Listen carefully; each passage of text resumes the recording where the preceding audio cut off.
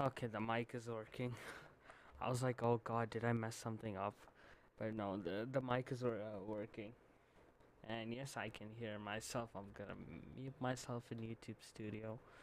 Just a little bit, but anyway. Uh, Hello, welcome to the Aero Show. My name is Aero. Oh, I'm gonna be your host today, and probably forever. So yeah, let's get that loading. Please wait off your screen and anyway, hello. Welcome to the second episode of the Aero Show. I'm thinking of changing the name to Firecast, but it sounds really cringy, and that's what I'm trying to avoid. The Aero Show, I mean, it's really like a commentary show. But it's not really the Aero Show because, it's not just aero commentary. It's just aero commentary. That's what I'm trying to talk about. But anyway, I've made some changes. The first change is I'm gonna be talking a little bit fast or and a little bit like low pitch. And the second thing I've made is that due to the bit rate and the crap quality of my camera, I did some testing and then I realized like light mode or white mode makes a huge difference to the quality. It actually improves it significantly. So everything that I show you today is gonna be in light mode. I know it's gonna be really damaging to your eyes, especially if you're watching this pretty late, like how I'm streaming very late. It's gonna be really damaging to my eyes, but I have no option. It's currently 11:13 in the night. The show's gonna go on till 2 o'clock in the morning. So anyway, the third thing I've changed is that there is no music because it kind of sucks. The quality sucks when I'm playing it through a speaker that's already on low volume. And so yeah, those are the other changes. What else? Actually, I don't know what else. Anyway, I think we should just jump right into our topics if I could. That's the wrong tab. Google Keep. There we go. So if I increase the exposure on my in Streamlabs, it it is a lot better. Oh wait, that was too much. That was too much. Uh, there. That is way readable for some reason through the viewfinder. I know it's really bright, so I have to, in order to like do that stupid preservation, I had to turn on nightlight or whatever it's called in Windows, blue light mode, and I can't see a difference. But anyway, I think we should just jump right into the show. We have a bunch of topics. We have topics about the Russian-Ukrainian war. We have stuff related to Biden and his administration. We have stuff related to the inflation. We have stuff related to the EU. We have stuff related to the house prices. And then we have some technology news relating to Apple and Microsoft, and we have a couple of game announcements. Obviously, we have the Summer Game Fest in of 2022. Then we have the crossover that I guess everyone wanted, but no one expected, the Fortnite X Among Us crossover. Last time it was no, not last time. Last year it was um unofficial, but this year it is official. We have MapAd's response to the whole ARG controversy that he had yesterday, and of course, last but definitely not least, we have the Ackman versus YouTube and Quantum TV update. We have a huge scandal right now. This scandal is actually way big, and I didn't get to the big. I ended the show right before the juicy stuff began, so that's kind of disappointing. But anyway, I think we should start with a little bit of Biden news. I think Biden airlines are pushing Biden to end COVID-19 testing for international travelers. So obviously, for you guys that don't know, whenever you fly abroad, you have to get a COVID test before you land, a COVID test after you land, and especially in Asian countries like India and China, you still have to quarantine for 2 weeks before you are let out in the public. Heck, so since like COVID-19 is like very slowly dropping off, obviously it's not, it's still there. Airliners, I think mostly American Airlines, they're pushing to end COVID-19 testing. This is pre-departure testing. So yeah, we're gonna be talking about that. The article today is provided by The Hill. I will have this once again in the description. And what the hell can I select it?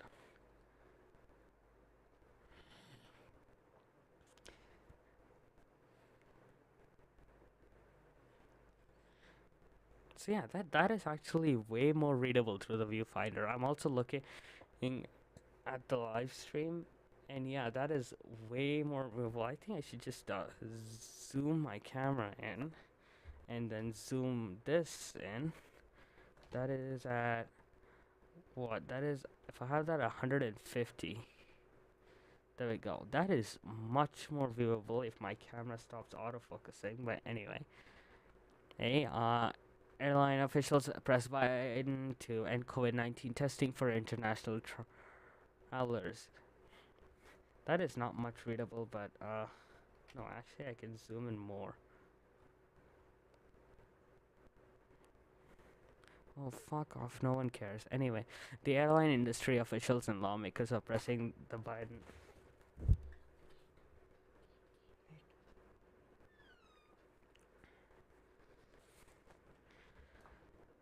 So the airline industry officials and lawmakers are pressing the Biden administration to drop pre-departure COVID-19 testing requirements for vaccinated international travelers. Oh, for vaccinated international travelers, not for unvaccinated. Arguing the mandate is costing the sector billions of dollars in revenue each month.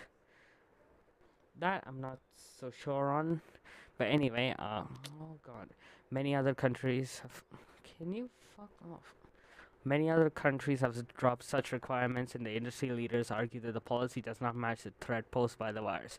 Yeah, the other countries, mostly southern EU countries, I think, like Switzerland and Germany, Italy, they have dropped this requirement because there are basically no cases there. Whereas in the United States, there is still an abundance of cases that are still going on every single day. Can you fuck off? Okay.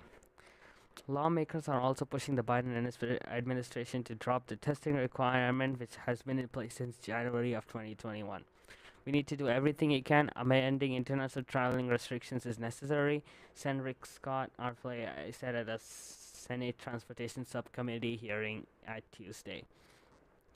Yes, international traveling restrictions is necessary. After all, we don't want to bring COVID-19 people who are diagnosed with COVID-19 cases who show no form of symptoms, because that is the worst thing. Because if they show no signs of symptoms, they are argued to less. They're not going to quarantine or social distance or wear a mask or basically be safe. If unless they do show signs of symptoms, and then it is too late. And obviously, the bigger problem is, I forgot. Oh no, wait, that is a biggest problem with this. COVID-19 travelers coming in, they don't realize they have COVID. They roam around and expose the virus to lots of people. And then when they start showing symptoms, it's too late. So obviously, we need to have testing before we take off and after we land to ensure that one, there are no false negatives. In this case, it's usually false positives. But and number two, that the person is able to go out even despite them having those symptoms, or in case no COVID-19. So anyway, even as domestic travel has rebounded from pandemic era lows, international travel to the US has lagged behind. Industry officials told lawmakers on Tuesday that the greatest inhibitor of international travel is the testing requirement. I don't think getting a test that lasts 5 minutes half an hour of a queue and 5 minutes of testing, I don't think that is the greatest inhibitor of international travel. Obviously, there are still many concerns of traveling in these unfortunate times. That is, I mean, obviously, number one, travel costs. Number two is still safety, and the people who are complaining about how this is such like it's an inconvenience are either people who don't care, which is the entire America now that I think about it, or people who are triple waxed and they already follow all the COVID-19 protocols, the COVID-19 safety protocols, and they don't need to get tested because they show no signs of symptoms and haven't shown any signs of symptoms for the past 2 years. Now, would I argue that everybody needs to get tested? Obviously not. Obviously, yes. In a case like the United States, where there are still cases, if you're it actually no, it actually depends on on countries and the COVID-19 cases there.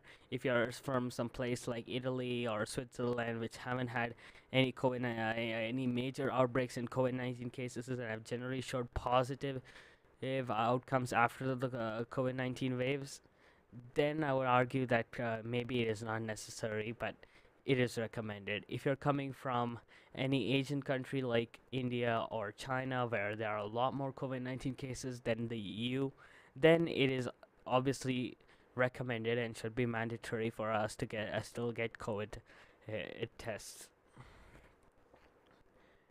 Now the argument that it is inconvenient is obviously true. The queues at airports, I've seen queues at airports where people are looking to get tested. They can be unfathomably wrong. Unfathomably long, and there's nothing you can do about that. You just have to stand and then wait. And then, unfortunately, if God forbid you do get diagnosed with COVID, your entire travel plans are gone. But there are a couple of solutions to that. One is to get tested before you leave for the airport, like a day before, and then prove that that'll give some sort of assurance to the airport and the airline that you are safe to board the plane and safe to go to another country or another place.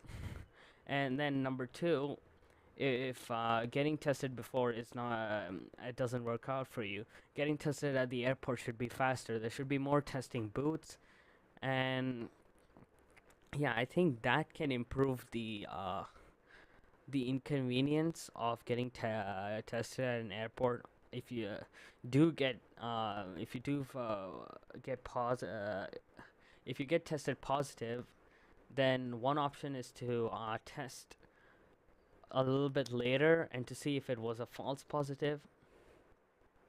But if it then still shows positive, if you cannot be allowed on the airplane, and you cannot fly. Basically, your travel plan and should be stopped.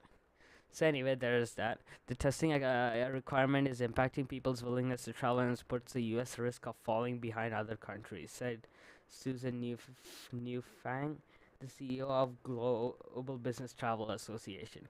The testing requirement is impacting people's willingness to travel. That it's not the testing requirement. It's the fear that if they get tested positive, they cannot get on the airplane, which is obviously not the airline's fault. So I can see why they're pushing for this. It's not because they don't want people to get tested. It's because if they do get tested, it's not only ruining ruining the airlines finances, because obviously they have technically lost a flyer and has lost money, but it also ruins the flyer. Like, if they get diagnosed, their whole travel plans are ruined. But obviously, we cannot do anything to combat. I mean, we can, but the airline and the airport can't do anything to combat that. So that's the main point. Right. So for them to just not ban, for them to not require testing before boarding a plane is actually still a huge safety and safety risk. Not only for the person, but for everyone in the plane, everyone they meet when they go to a different place. So testing still should be mandatory in every airport for the before they board the plane. Maybe it should be like a day or a couple of days earlier. Excuse me. But there should be some form of assurance that you are safe and you are eligible to fly.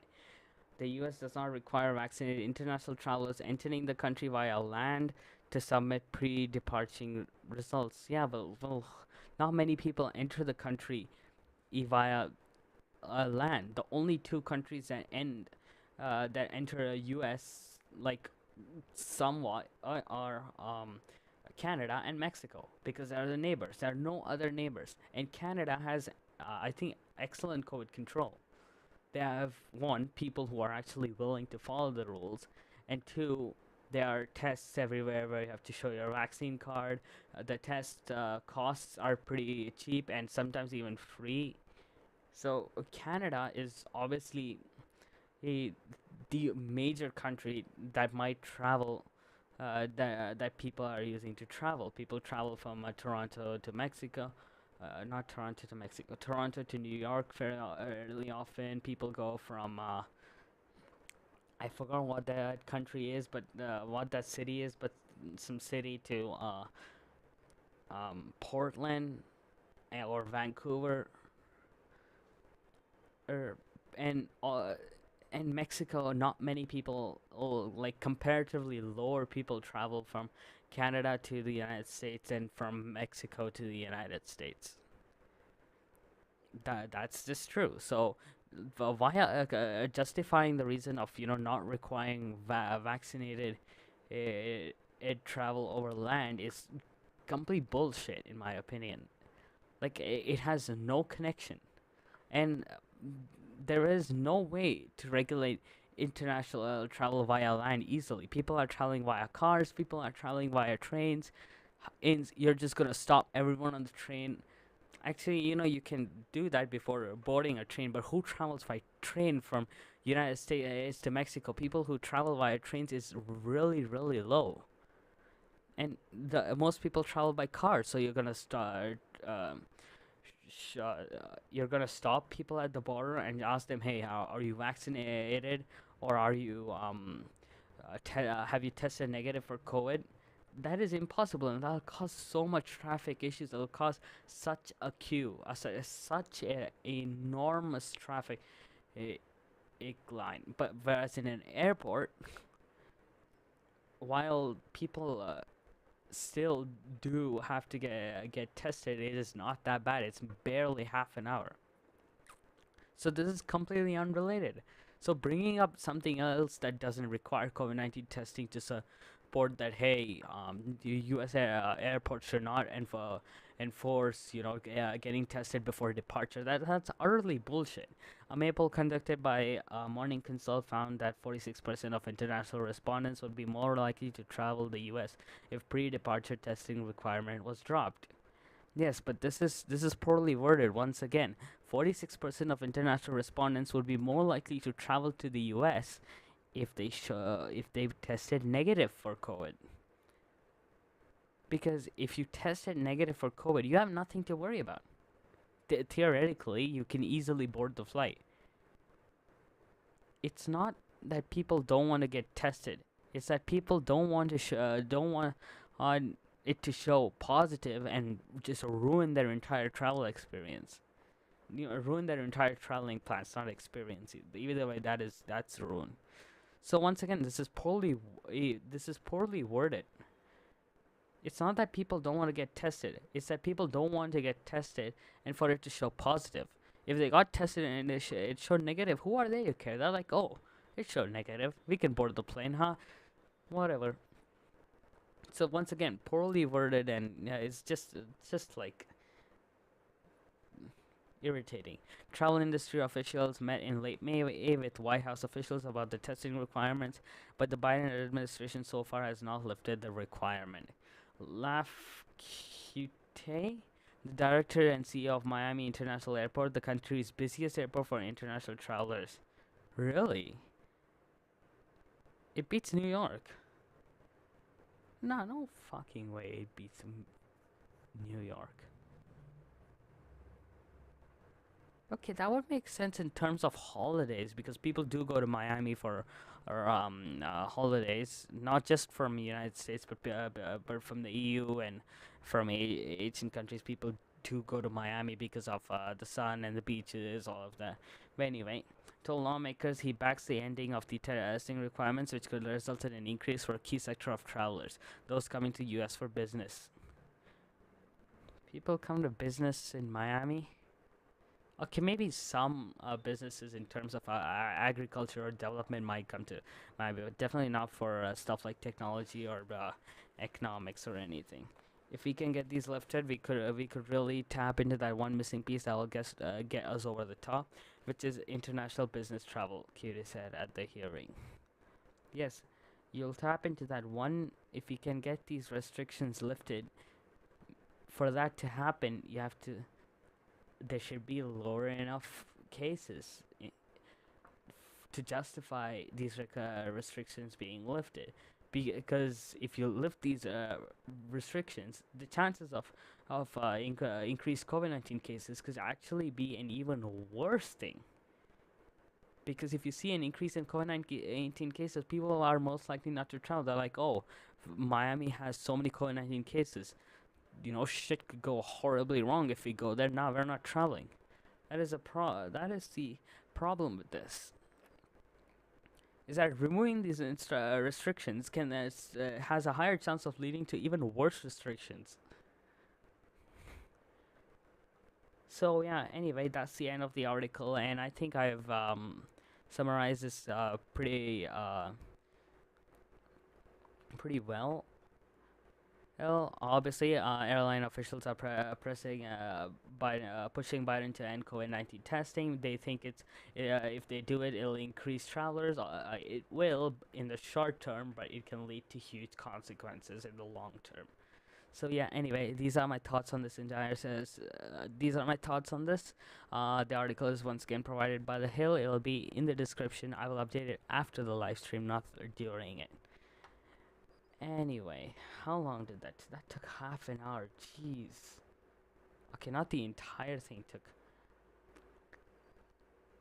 But okay, anyway, next our next story is house prices are starting to fall for the first time since the pandemic.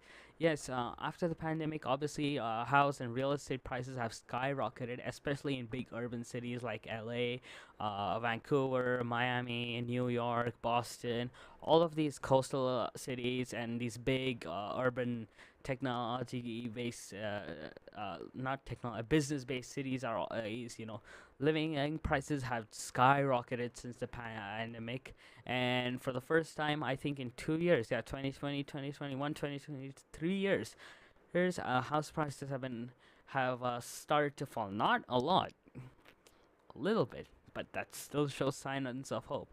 But anyway, this article is by Business Insider. It's going to be the description in for y'all to check out. I can't read where it is. Okay. Excuse me.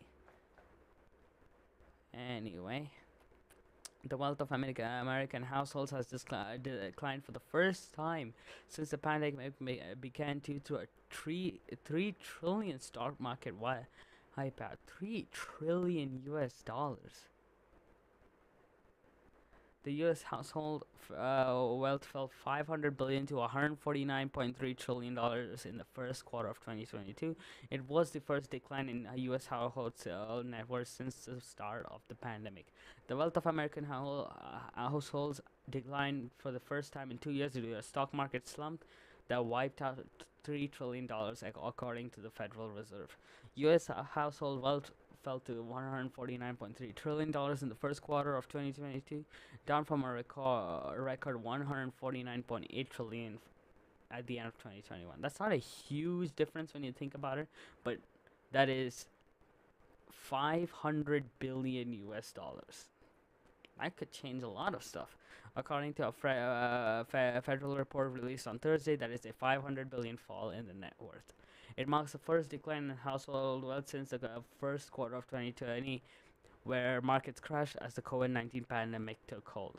The federal government said the federal people said the decline in wealth was driven by a sizable hit to the tune of $3 trillion in the value of stocks on the balance sheets of households. This loss was partly offset by a $1.6 trillion increase in real estate value and a high rate of personal savings, said the Fed.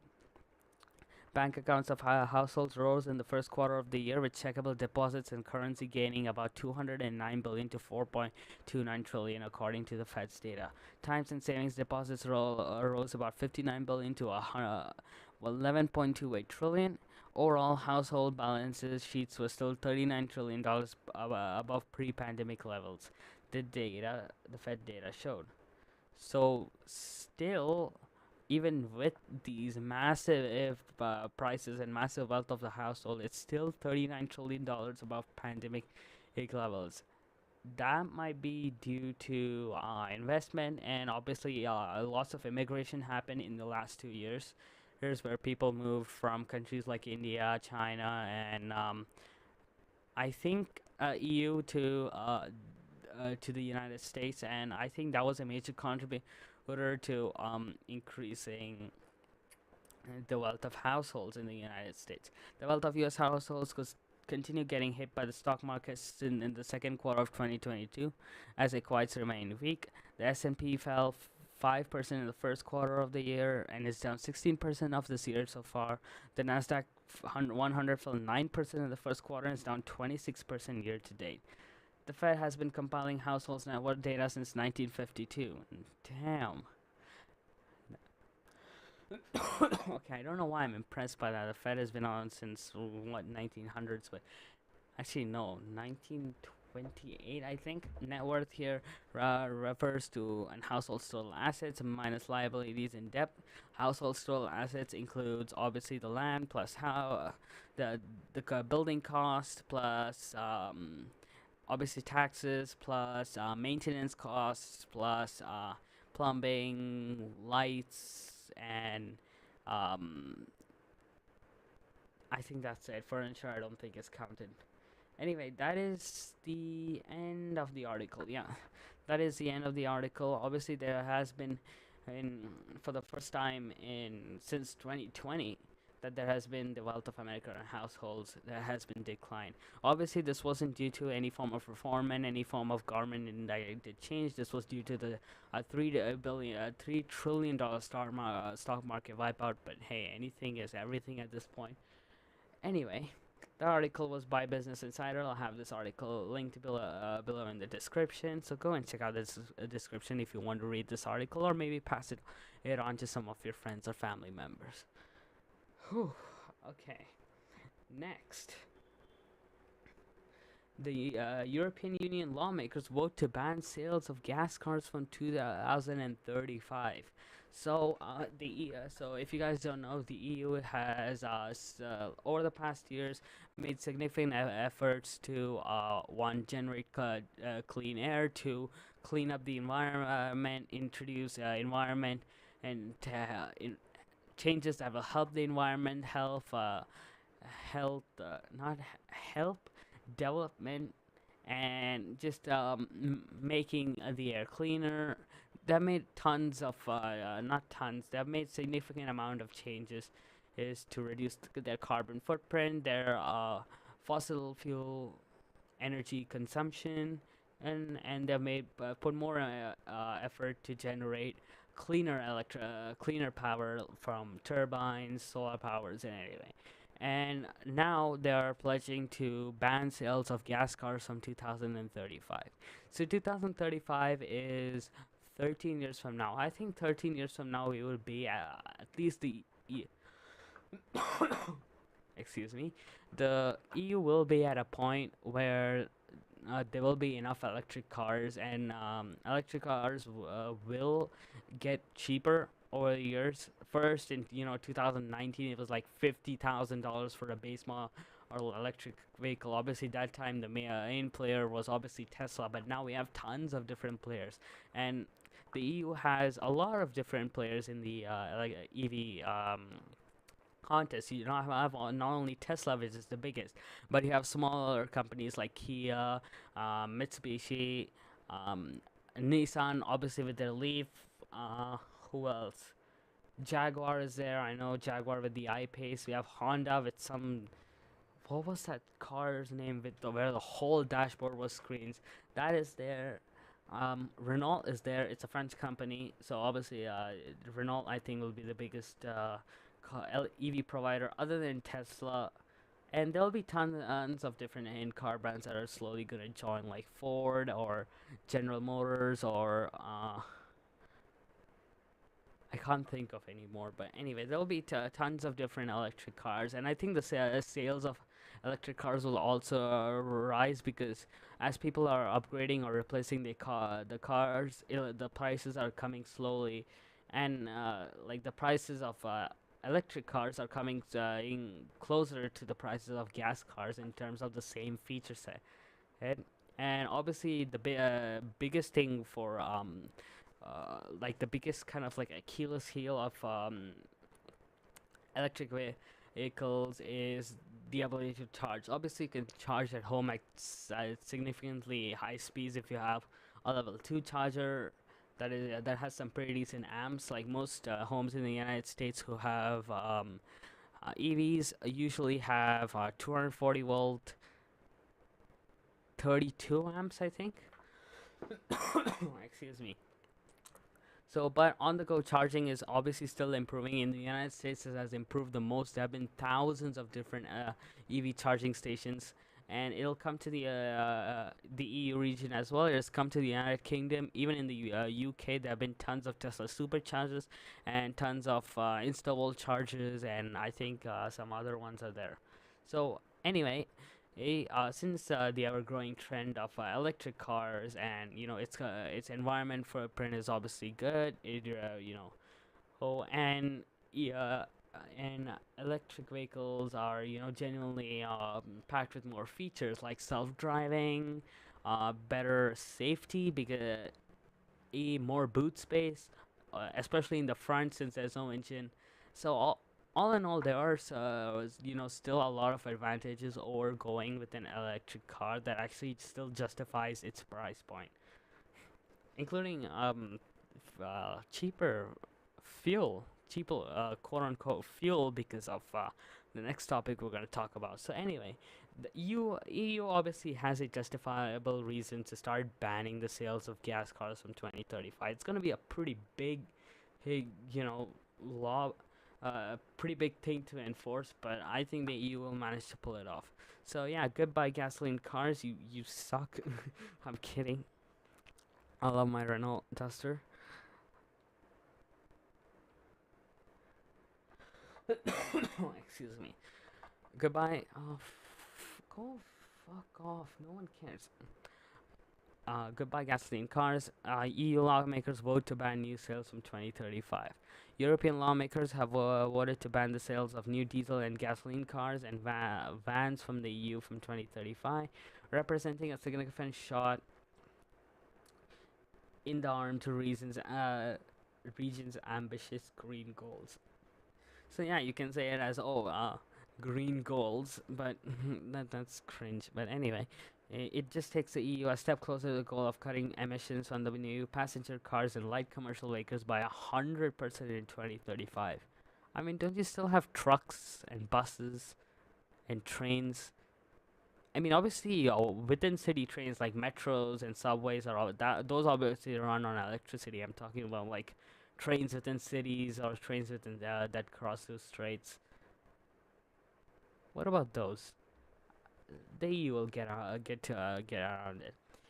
In fact, it's actually easier to ban the sales of trucks because since they have to go long distances, it makes a huge sense for them to have big batteries that have lots of mileage. Anyway, wow, my cough is getting even worse day by day. Anyway, it takes MEPs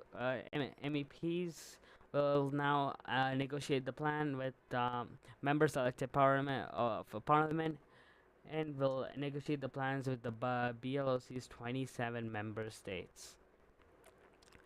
European lawmakers have voted to ban the sale of new diesel and gasoline cars and vans in the EU from 2035. So it is official.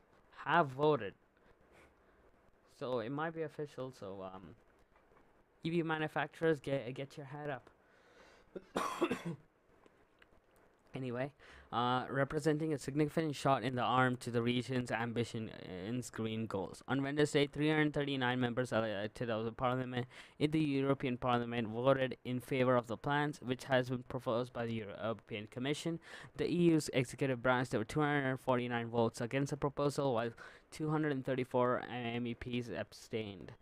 It takes, like, I get why people obviously disagree. I mean, still, it's only 13 years. So by 13 years, every single person should have either upgraded to a new car, regardless if it's gasoline or not.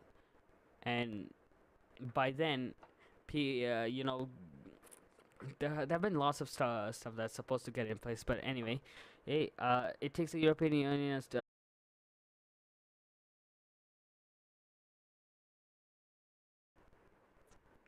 All right, I'm back. A little bit of a hiccup there. Anyway, where were we?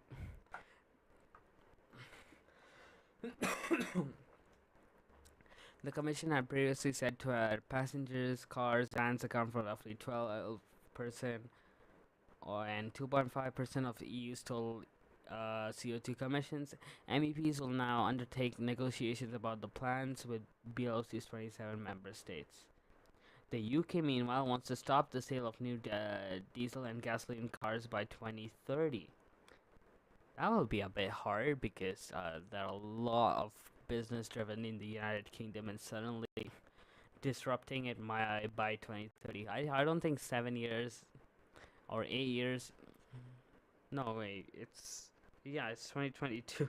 Jeez, what the fuck is wrong with me? I don't think 8 years will be enough for everyone to switch to electric power. Obviously, there's still a lot of gas stations in the United Kingdom, and they still have to be in business. You know.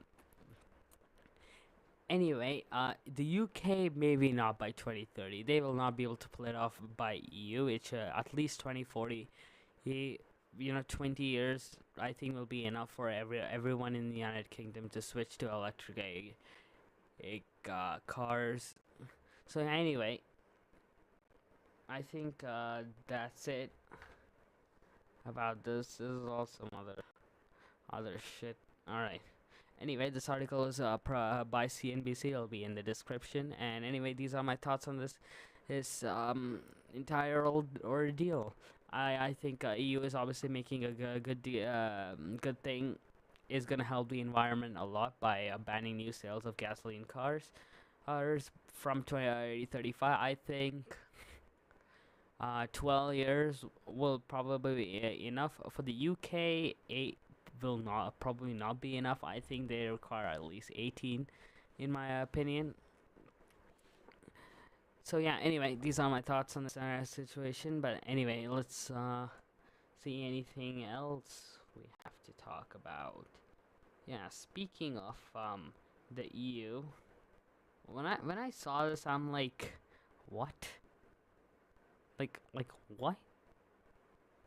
The EU tells the Brits living in the UK, they're called expat Brits for some reason, but Brits living in the EU who have moved for work, or I don't know, why else would you move to the EU?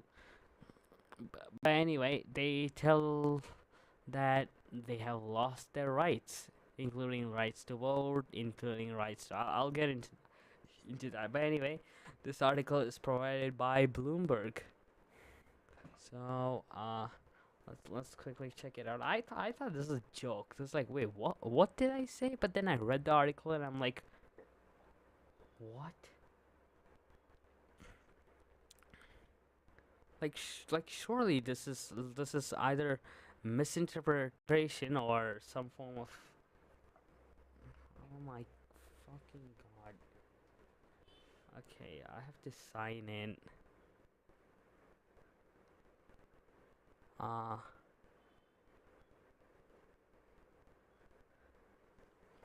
can I just Google EU Brits? Uh okay, Guardian. No, that's an opinion. I don't want opinions. Okay. So Brexit, if you guys don't know, is a term for British exiting the EU in January of 2020. Was it 2020 or 1920? I think it was January of 2020 when they left. When Britain exited the EU. Yeah, so they brought a case arguing that Brits living in the EU are should not be able to vote anywhere, which is so stupid. Like I thought this was a joke or misinterpretation. Like they didn't mean this. But anyway, British nationalists living in the EU have lost the automatic right to vote and can stand in local elections, even if it means that they cannot vote anywhere.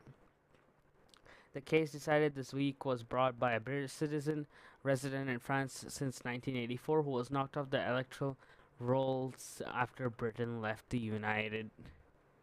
Is that it? Register for free for fuck's sake. Can I try later? Okay. The ECG, however, dismissed the argument and said that she and other UK nationalists no longer enjoy the status of a citizen of the Union, nor more specifically the right to vote and to stand as a candidate in municipal elections in their member state of residence, including where they are also deprived, by virtue and the law of state of where they are nationalists, is of the right to vote in elections held by that state. It said only citizenship of the EU's member state confirmed about EU residents the right to vote or stand in an election. This is an automatic consequence of the sole sovereign's decision taken by the United Kingdom to withdraw from the European Union, said ECJ in a statement issued along with the ruling. Now, this is obviously a shock to many people in the EU, who now the Great Britain leaving was, I would say, honestly predicted. Like people obviously assumed that predicted that Great Britain, not only the monarch but the houses of parliament, did want to be left alone from the EU, and they withdrew eventually. People all predicted that, but what people didn't predict is for the EU to clap back. Is like, yeah, bitch, no, your citizens, because you left, now they're gonna suffer. They aren't gonna get the right to vote, which is utterly stupid. Like, why? Like, Britain didn't do anything. The situation is not mirrored in Britain. Well, all EU citizens who have been living in the UK since before the end of the transition period will keep the local voting and candidacy rights, provided they retain lawful immigration status. Like, Great Britain did nothing. They just left, which honestly, you should have seen it coming. And for you to take such a drastic decision 2 years later, completely unprovoked, is honestly stupid, in my opinion. But anyway, the UK, however, says that EU citizens who have arrived in the UK after the transition periods will only be granted rights mutually through agreements with EU member states, ensuring we are protecting the right of British citizens living in EU countries in turn.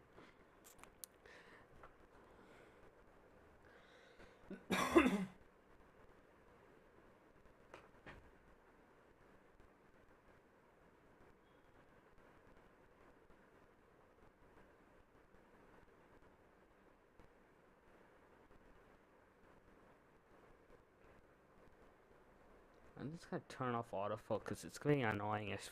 Oh god.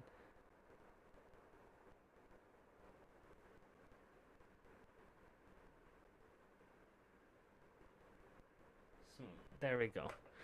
Alright. This means individual member states will still be able to grant rights to vote in local elections for British nationalists if they choose to approach the French municipality has not taken. Now, obviously, this is unprovoked, or rather, the articles that I've read on this say it is unprovoked. Like, if people are not, like, I can understand, and EU not, um, no wait, that's not what I meant to say. I can understand, British, no wait, that's even worse actually. Now I think about it. Either way, this is completely unprovoked and it's completely stupid in my opinion. Like losing the right to vote. First, it was related to racism, then it was related to sexism or all of that. But now it's related to nationality and not, and that's so stupid. Like these two like entities are neighbor entities, and obviously there are tons of EU who residents in the United Kingdom, and there are obviously tons of UK of Brits in the EU. Maybe it's for work. Maybe it's because they have family over there. Maybe it's because they've decided to move there due to different social classes, different cultures, and just a different way of living. So, for this to be completely unprovoked and completely unacceptable, like maybe it is, maybe you can like understand, like kind of like understand why they would have maybe banned government and government related perks or services, but not services. That's even worse actually. But losing the right to vote is like losing your ability, your value as a citizen. If you're a citizen of the EU, you have of a democratic regime, you obviously have to have that right to vote in that democratic regime. You should have the right for people to choose who governs you and who rules the country, not the country who rules you and your fellow citizens.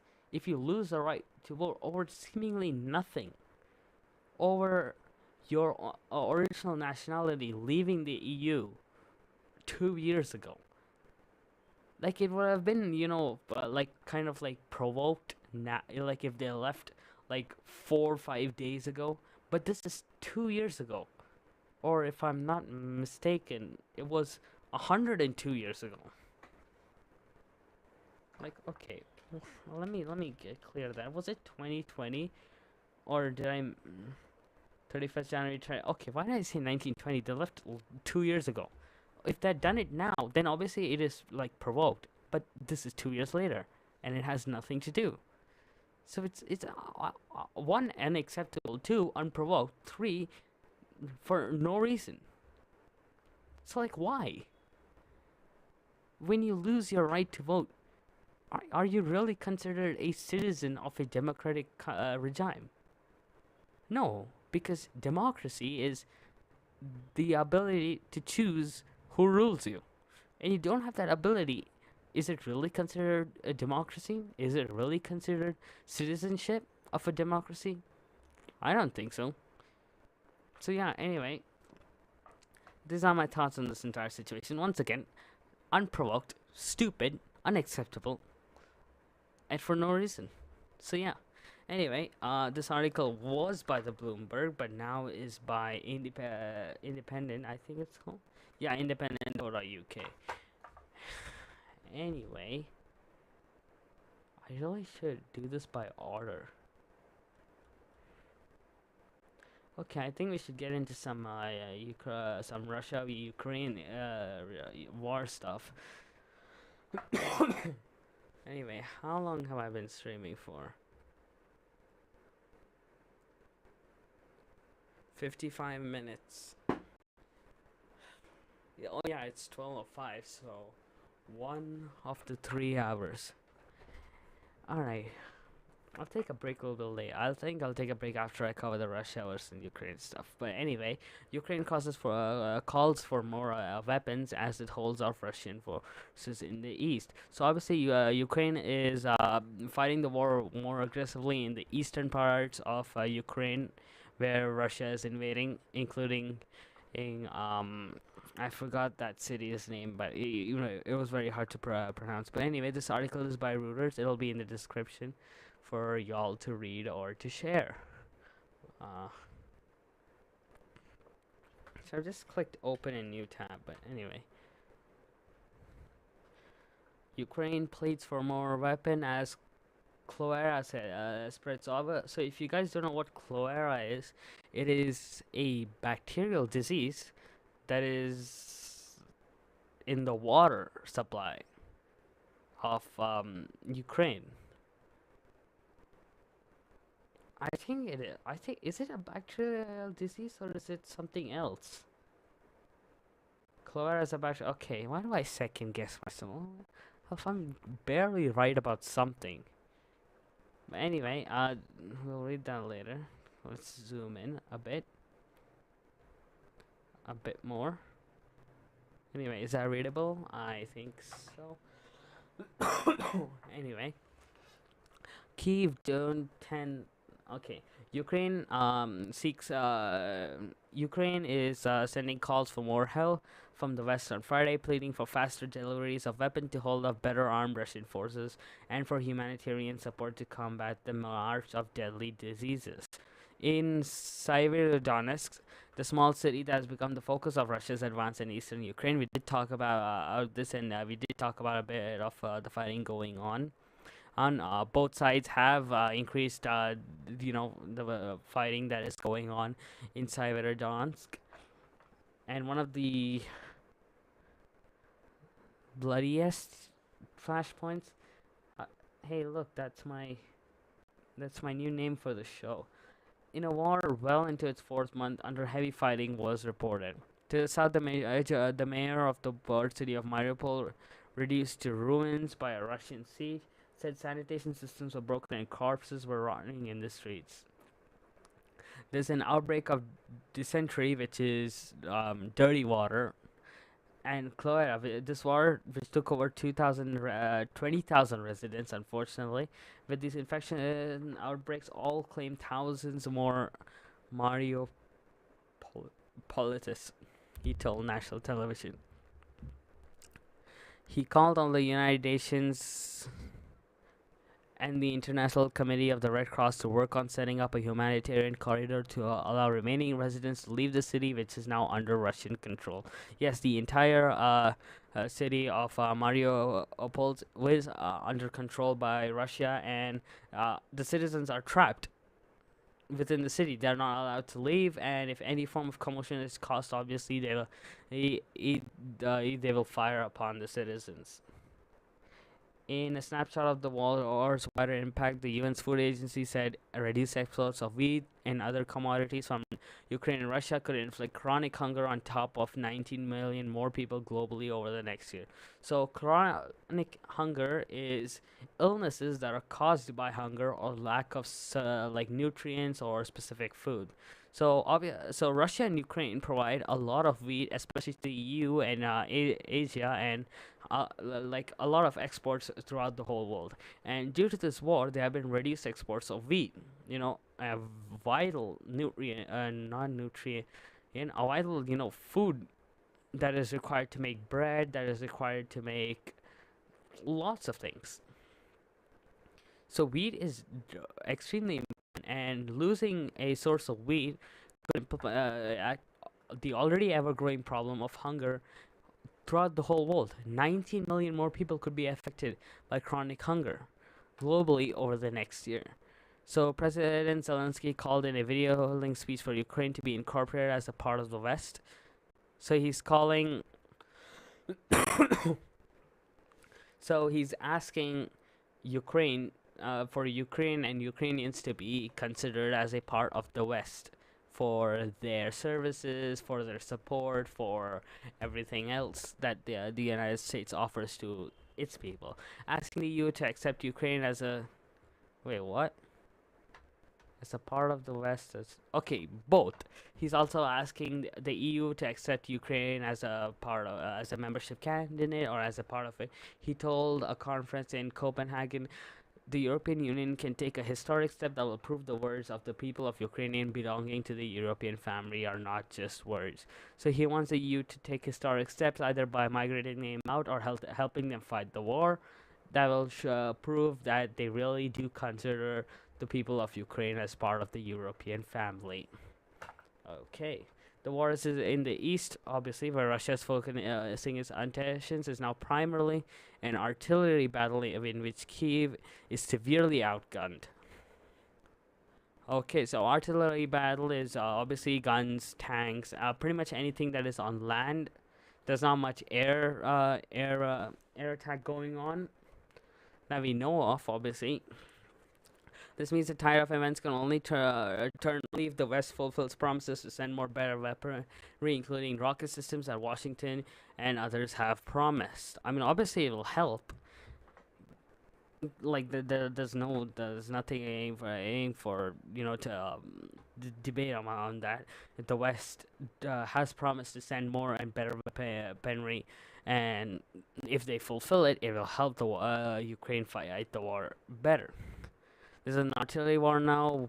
Vadim Skibitsy, Ukrainian's deputy head of military intelligence, and Russia is hoping to capture the full territory of eastern Luhansk province, which it demands Ukraine see to separatists, along with neighboring Donetsk, an area known for the Donbass, where it was hacked by a revolt by separate proxies since 2014. Why is that blurry?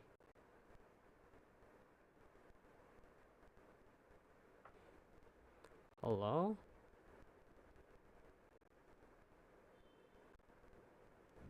Hold on, let me clean the camera lens.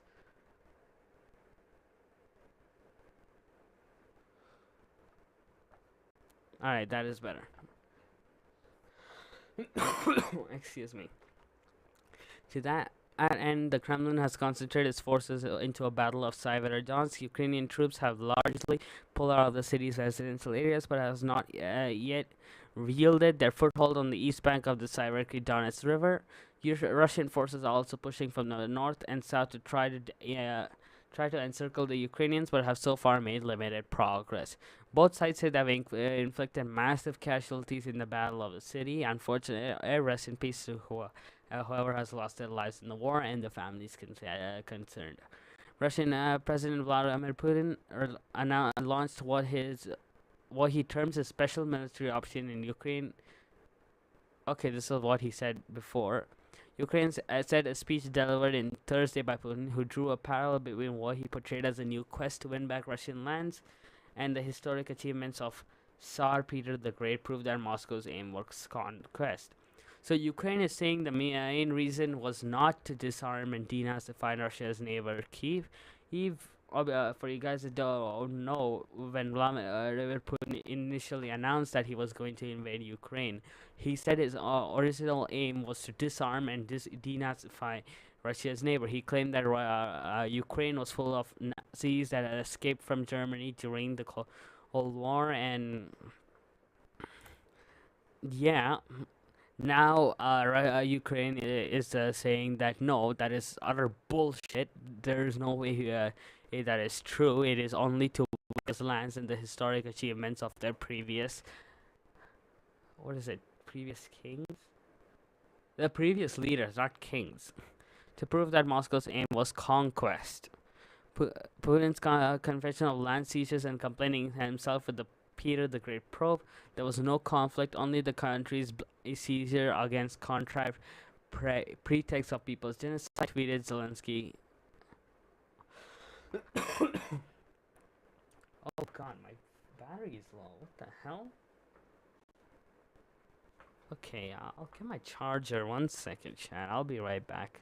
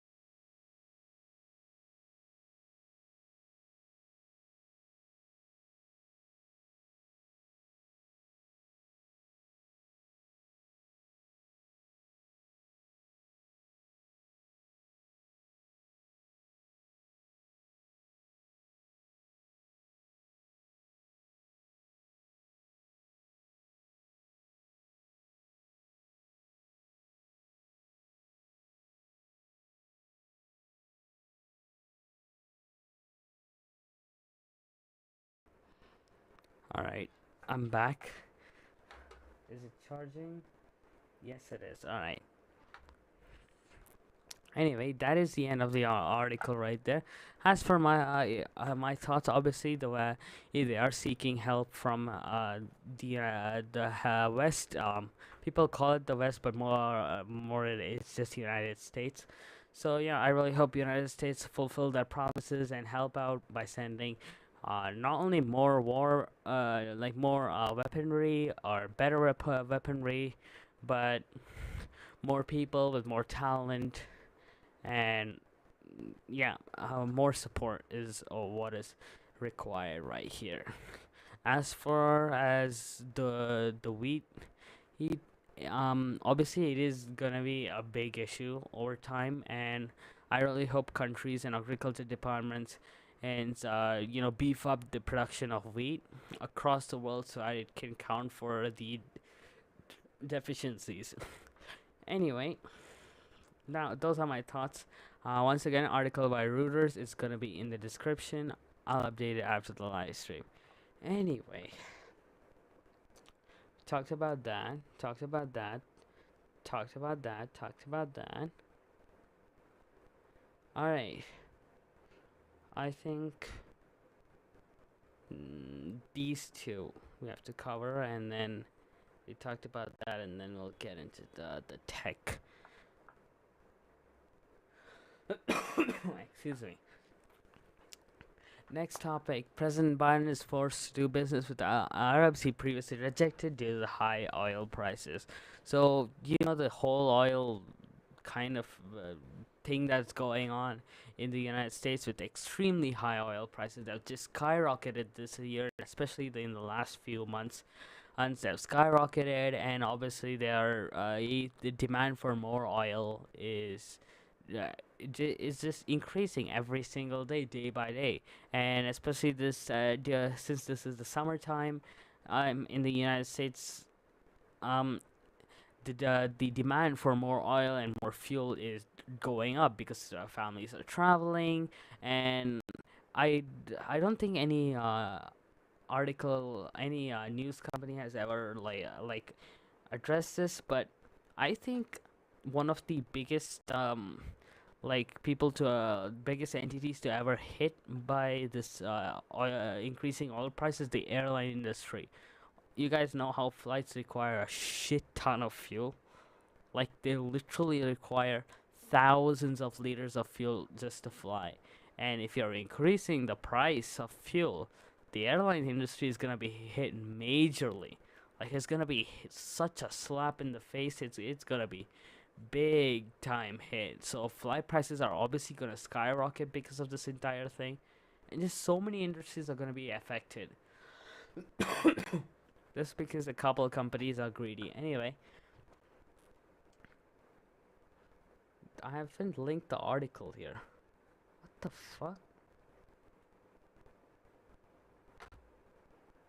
Okay, let's just search Biden Biden Defense Act, I think it is.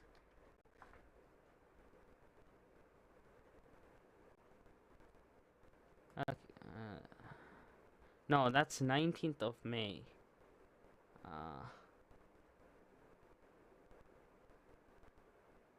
No, wait, what the hell am I searching? Let's just search in Saudi. No, not Bloomberg.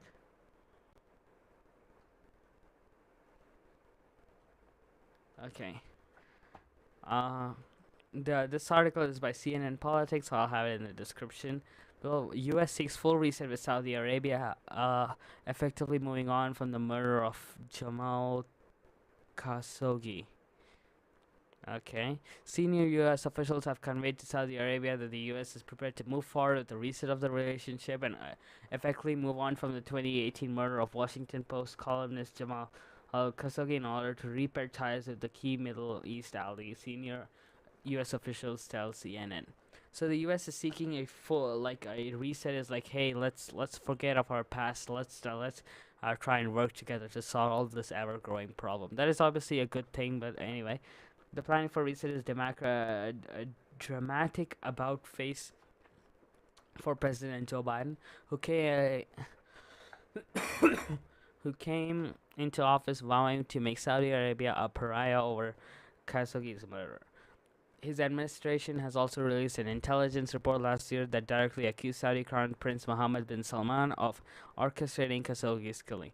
But officials say Biden, who's under immense pressure to crack down on Russia and lower domestic gas prices amid inflation that's rising at the fastest pace since 1981, has set aside its moral outrage to pursue warmer relations with the kingdom amid the growing upheaval spurred by Kremlin's invasion of Ukraine.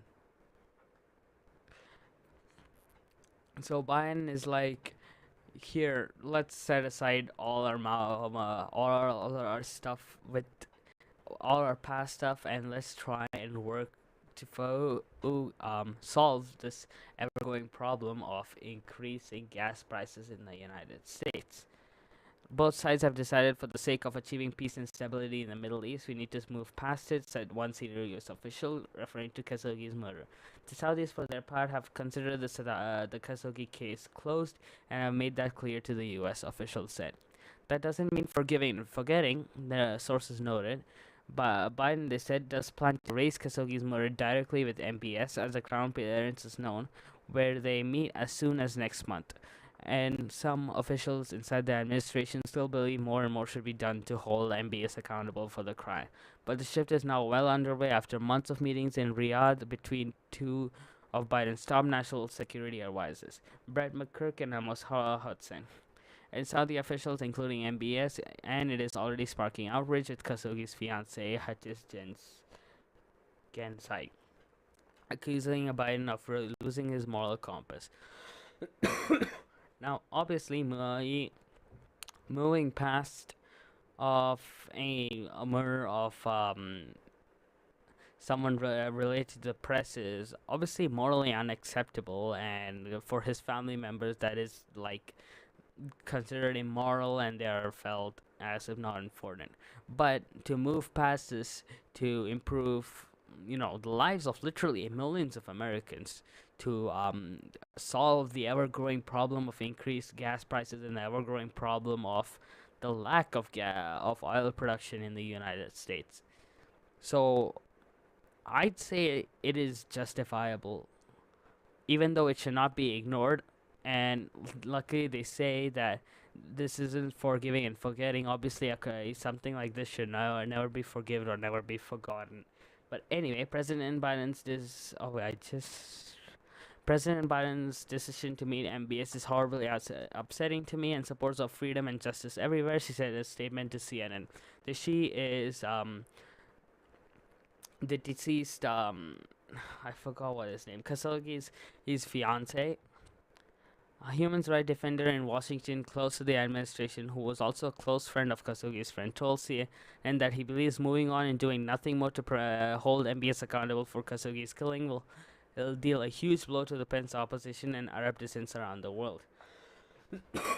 Yes, but in a case like this, unfortunately, it has to be done. Instead of continuously dragging on in the whole thing, setting aside the differences and moving this on while still holding Saudi accountable for this, I believe is the right thing to do.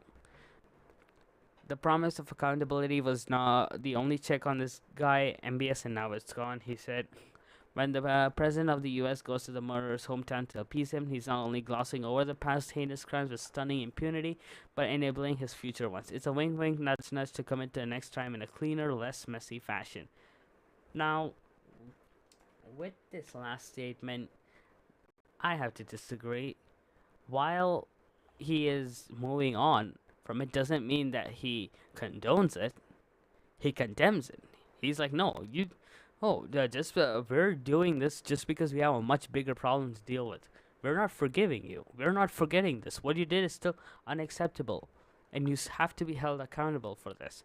But for now, we have a much bigger problem, and we like to set aside our differences. I don't think this is a wink-wink, nudge-nudge to be like, hey, go commit a crime. We're not going to do anything about it. Obviously, that is wrong. That should not be done. That should obviously severely be held accountable, and Saudi still should be held accountable. But in troubling times like this, I believe that setting aside that while not forgetting it, not saying that, hey, what you did was all right, we'll forgive you, not doing that, but just setting it aside and restart, giving it a bit of restart. I believe that is the right thing to do. Now, obviously, if you have anything to talk about, you can give it in the comment section, or you can comment it in a live stream, and I will obviously listen to it, or read it out. U.S. officials say that CNN decision to meet with MBS has been a tough pill to swallow for the president, who said in 2019 that Saudi Arabia had no redeeming social value. Yes, but in times like this, desperate times call for desperate actions, as people say. But they said the countries have agreed that the relationship cannot be held hostage by the murder, especially given how dramatically the world has changed in Russia's invasion of Ukraine in February. Among the U.S. most important foreign policy goals is to isolate Russia politically and cut off funding for its war by banning Russian oil exports. Two objectives that officials believe will nearly impossible if Saudi Arabia is not on the U.S. side. That is true. Saudi Arabia has a huge monopoly on global oil exports, so obviously working with them will definitely restore the hole that Russia is putting in the whole world, related to oil, relating to food, relating to just generally everything. Two objectives that officials believe will nearly impossible. Oh, we already had that. Particularly when it comes to increasing oil production to try and stabilize global oil markets. The president and his senior national security advisors therefore believe that to shun Saudi Arabia over the mud and of Khashoggi will be short-sighted. The troubling economic trends, particularly when it comes to record high domestic gas prices and soaring inflation, also have come to dominate the priorities of the administration and shunted others aside, said a U.S. official outside the White House. I do think the desperation of the tragedy of the global economy is driving everywhere. The official said they are anxious, they are desperate. The fear and the anxiety is making them throw principle out the door, official added. The worst economic outcomes on this are bad and would devastate any hopes Democrats would have in November. So once again, I don't know why they're turning this into political, but obviously it is a bad thing, and I think I'm gonna end it here because this article is really long and I'm kind of getting tired.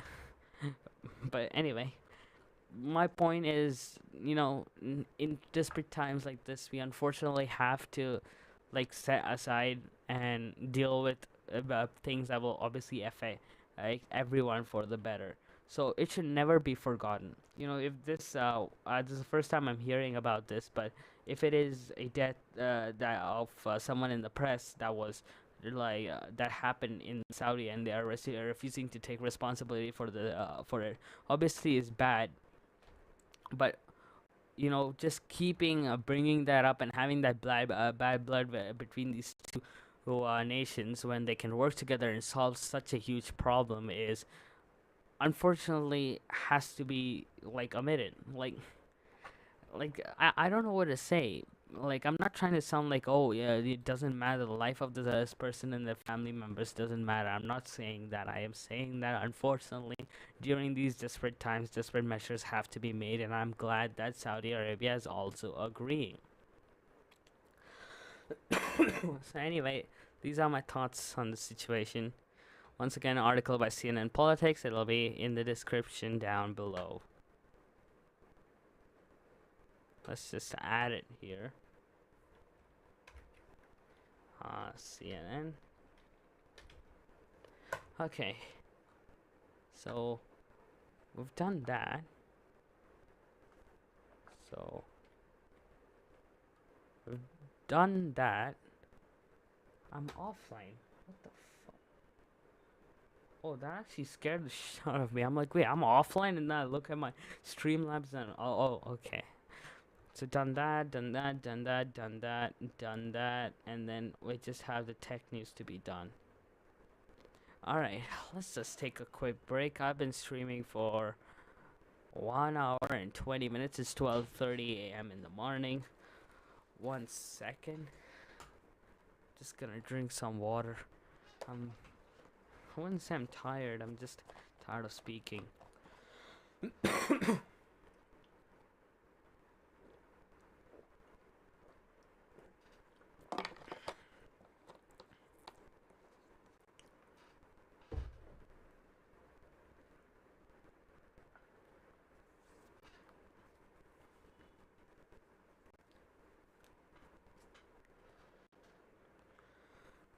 Okay, so wow, that looks terrible. Let me turn on the lights.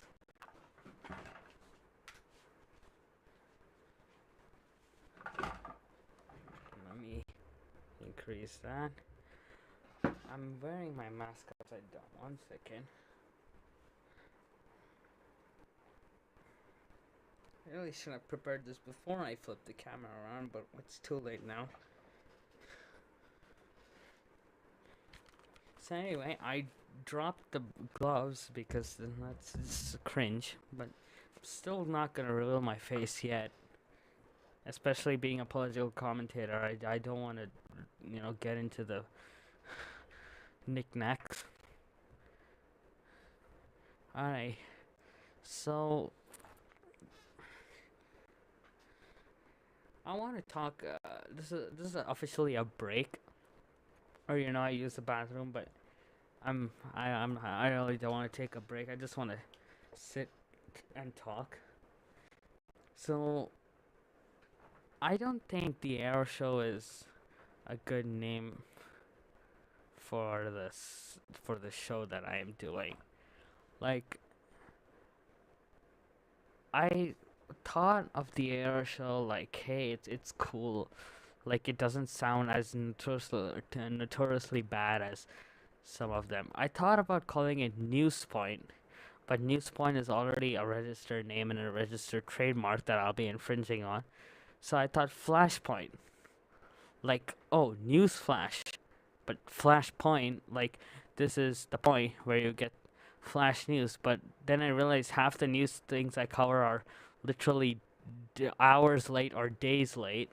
So then I realized the flash cast. Then that also sounds stupid. There's not really a podcast, even though it is a podcast, but there's still a lot of visual elements to this. You can treat this as a podcast if you want it. Totally, I don't mind it. So then I thought about fire. So I'm thinking of like Firecast.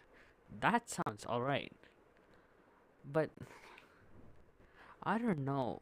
I thought about doing a poll on this and saying, what would happen, but I'm deciding to stick with Aero Show or Firecast. Something related to red, because obviously my setup is red, my curtains are red, my pillow is red. I usually wear a lot of red stuff. So I feel like my brand should always also be as red. Obviously the logo is red, white, and black. So I don't know. I don't know what to do. But I don't want to call it the Aero Show because this is not just. If you guys don't know, I run multiple channels. I do multiple things. I don't just do this show. I make videos. I develop websites. I develop games. I develop database management systems. I develop file organized systems.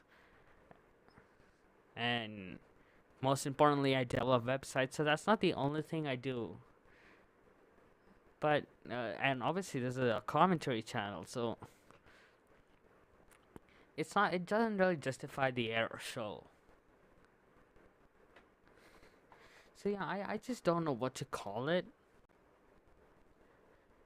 because if the Aero Show implies everything about Aero, everything about me, and this is just one part of me that I decided to do. Like, is this a show that I do Wednesday, Thursday, Wednesday, Friday, and Saturday of every week? But what the other things that I do throughout the week? Developing websites, writing articles, developing games. Not games. I'm not doing games right now. I'm doing file organization systems, which, by the way, you can find at my Python page that I have. Not Python. What the hell did I just say? My GitHub page in the description of this live stream. So, yeah, that's not the only thing that I do, and I want this to be like obviously it's a commentary show where I just talk about things. So I don't know what to call it. I talk about calling it the Firecast because fire is red and cast is abbreviation of a podcast, and this is kind of like a podcast. It's a radio show, definitely. So yeah,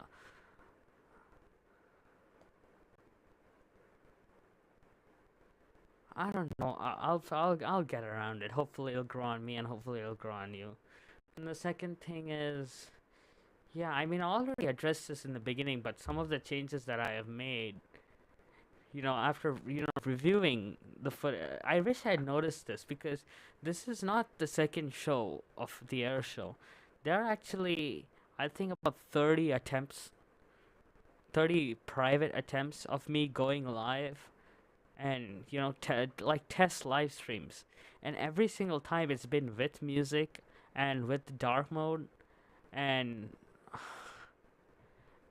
somehow I just never noticed. And then I looked at the word. I was looking to add timestamps, and then I noticed like it's not very readable. Like there's a lot of noise. Now obviously noise is gonna be there on every camera in low light.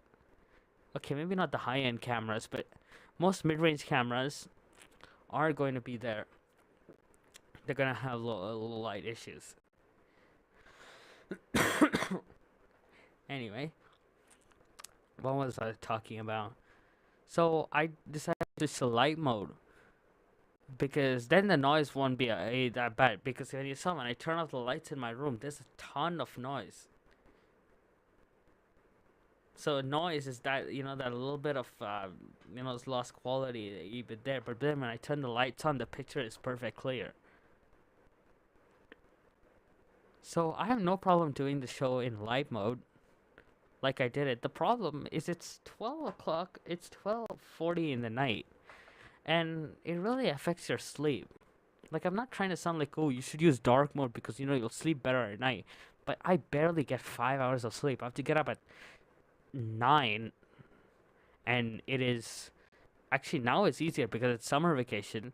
I have to get up at 7 on college days, so I get what 3, 4, 5, 6, 7, 5 hours of sleep, and I don't want that 5 hours to sleep to be disturbed by looking at white light the whole time. So yeah, it has to be a trade-off that I'm willing to do, and yeah, it's causing a bit of eye strain, but I don't know. I don't care. So yeah, there's that. Also, I want to do like other stuff. I also talked about playing video games, and maybe I have a solution for that. Like I thought about doing this. I'll show you. Oh, it's gonna be a huge setup, but has to be done. I really should have set it up, man.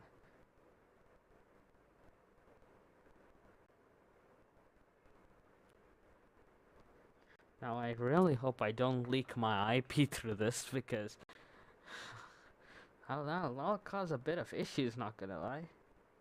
But anyway, I found an app that'll let me, wirelessly, transmit the screen, like mirror my screen to the phone, to my laptop screen. But the lag is terrible. Like it's actually really bad. So I'm just gonna do a little bit of demonstration to this. So, for the love of God, I really hope I don't leak my IP through this. Now, one thing what I gotta do is start. So why am I saying it out loud? Am I retarded?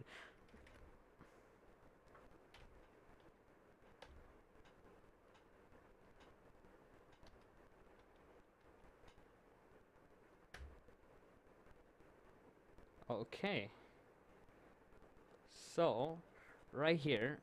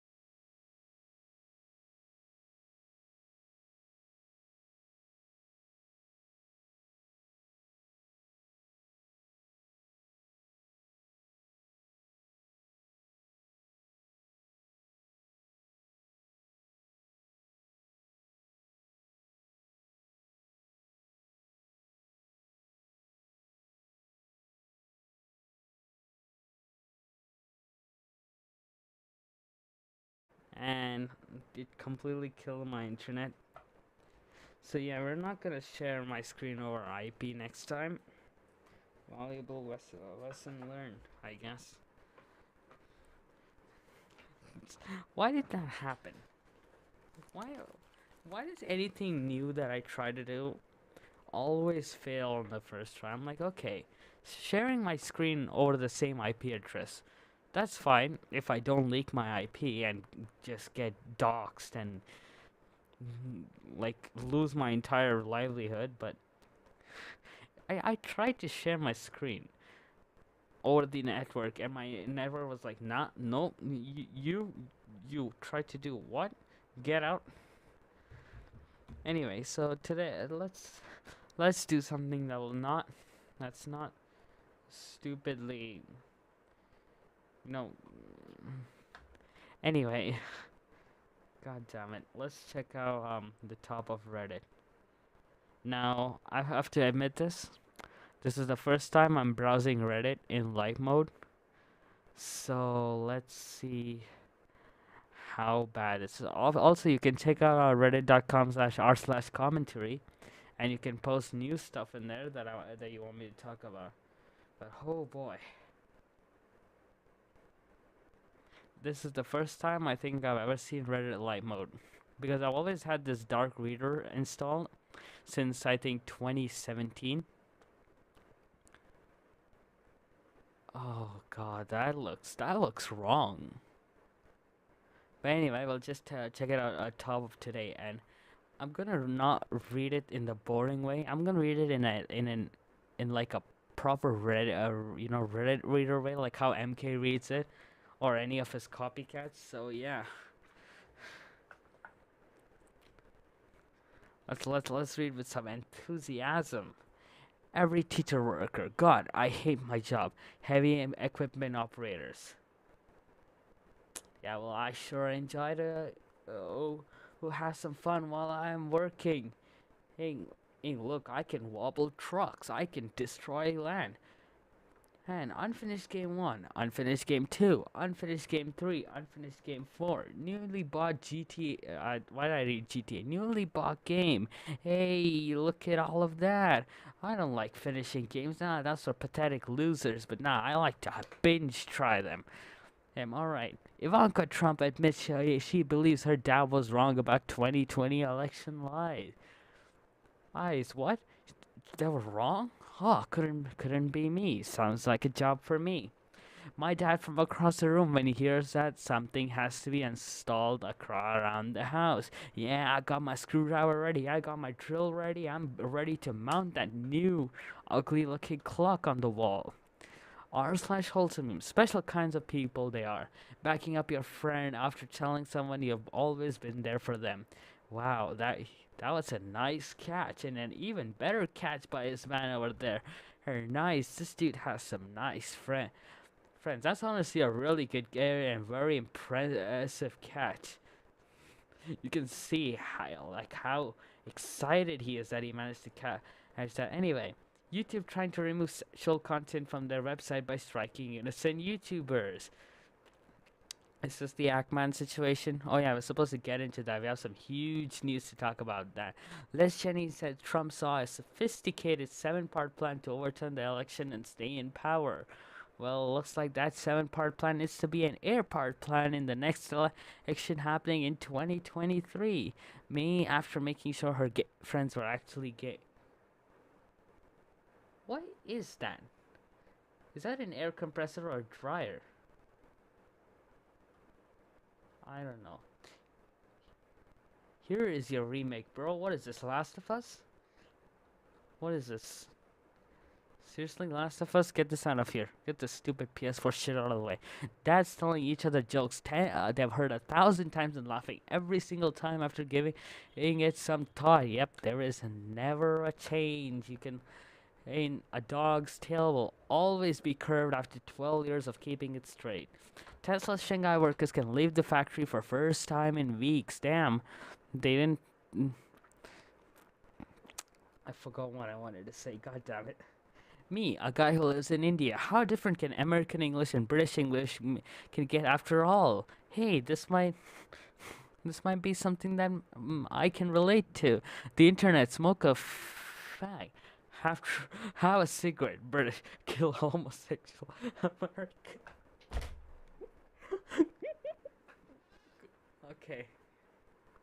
Okay, that was not what I was expecting. Anyway, tell me why. Babe, I want to stop singing. Please stop singing. I want it that way. Tell me why. Actually, I haven't heard that song before. Human babies safely born in a hospital. Baby sea turtles. Look at them coming out at once. That joke can be horribly badly interpreted. Anyway, Bernie Sanders, Elizabeth Warren, other Democrats voted to retire an additional $2,400 on their Social Security checks by raising taxes on the richest Americans. Oh wow, taxing the richest, an original concept. Miss me with that shit. Prostate cancer failing to enter my body because I... Okay. Multiple GOP lawmakers sought pardons for trying to overturn Biden win Jan 6 committee. Oh wow, can we stop bringing about this event after a whole damn year? Anyway, AOC Alexander Alvarado comes and slams Matt Gates. Bad haircut, cheap student. Here's on Papa's money after he invokes side of Jamie Rakin's son. Okay, bad haircut. Good therapist takes deep breaths. Close your eyes and feel your surroundings. Me driving home. Yeah, you don't feel yourself when you're driving. I'm kidding, obviously. U.S. inflation unexpectedly accelerates to 40-year high of 8.6. Wow, it's almost as if that I covered today and I couldn't click on the fucking link. Anyway, MAGA congressional candidate promised to start executing people who support LGBTQ youth. Wow, unbelievable. Jake Paul got the goat for... Oh wait, no. Oh wait, no. Wait, I think I misread it. Starts to execute people who support LGBTQ youth. Okay. Well, okay. Here's my. I'm gonna piss off a lot of people, but can we stop talking about this? Like, I get it. It's Pride Month. But if you don't want to support LGBTQ, then just shut up. Like, even if, there's a huge, deal that, hey, huge controversy that, hey, Muslims are not allowed to support LGBTQ people. Well, if they don't, then shut up. If you want to support, then go ahead. Support. Supporting LGBTQ people doesn't mean that you are one. Like, I support it. But I'm not gonna. But I wouldn't say I would want myself to be like that. But that doesn't mean I don't. I hate them and I wish for them to be, Pulse Midnight Club thing. That thing. I don't wish for them to be like that. But if I don't support them, I'm gonna shut my mouth. And I don't know why they be like, oh, I hate people. I'm not allowed to support it because of my religion or because of my country.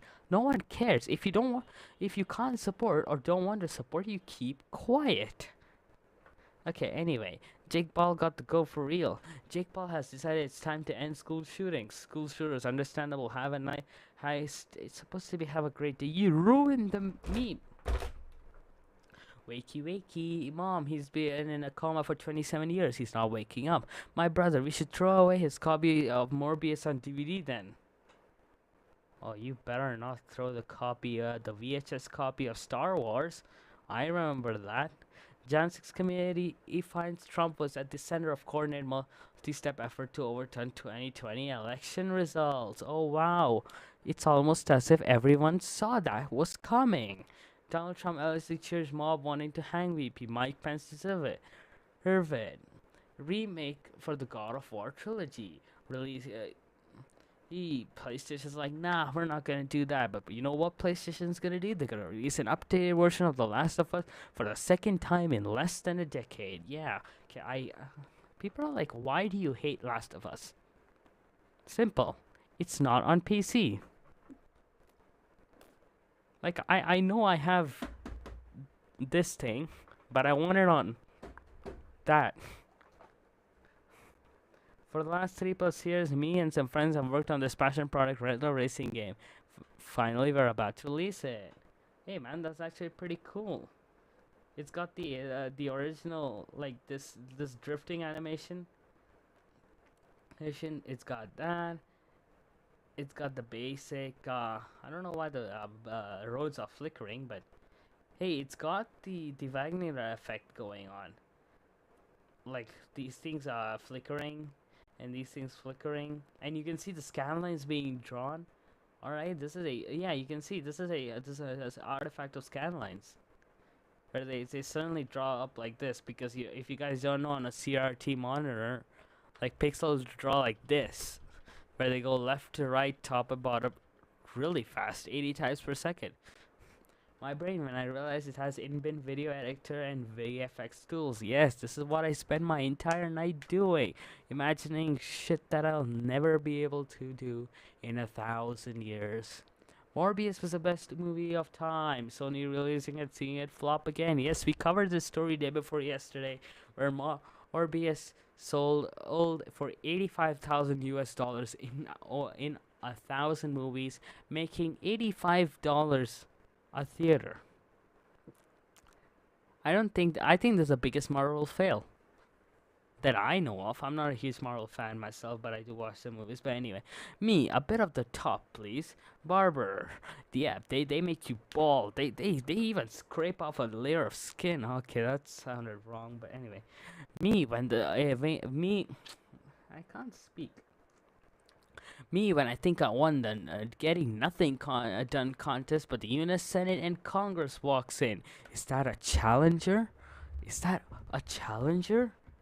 How can someone challenge me and doing nothing?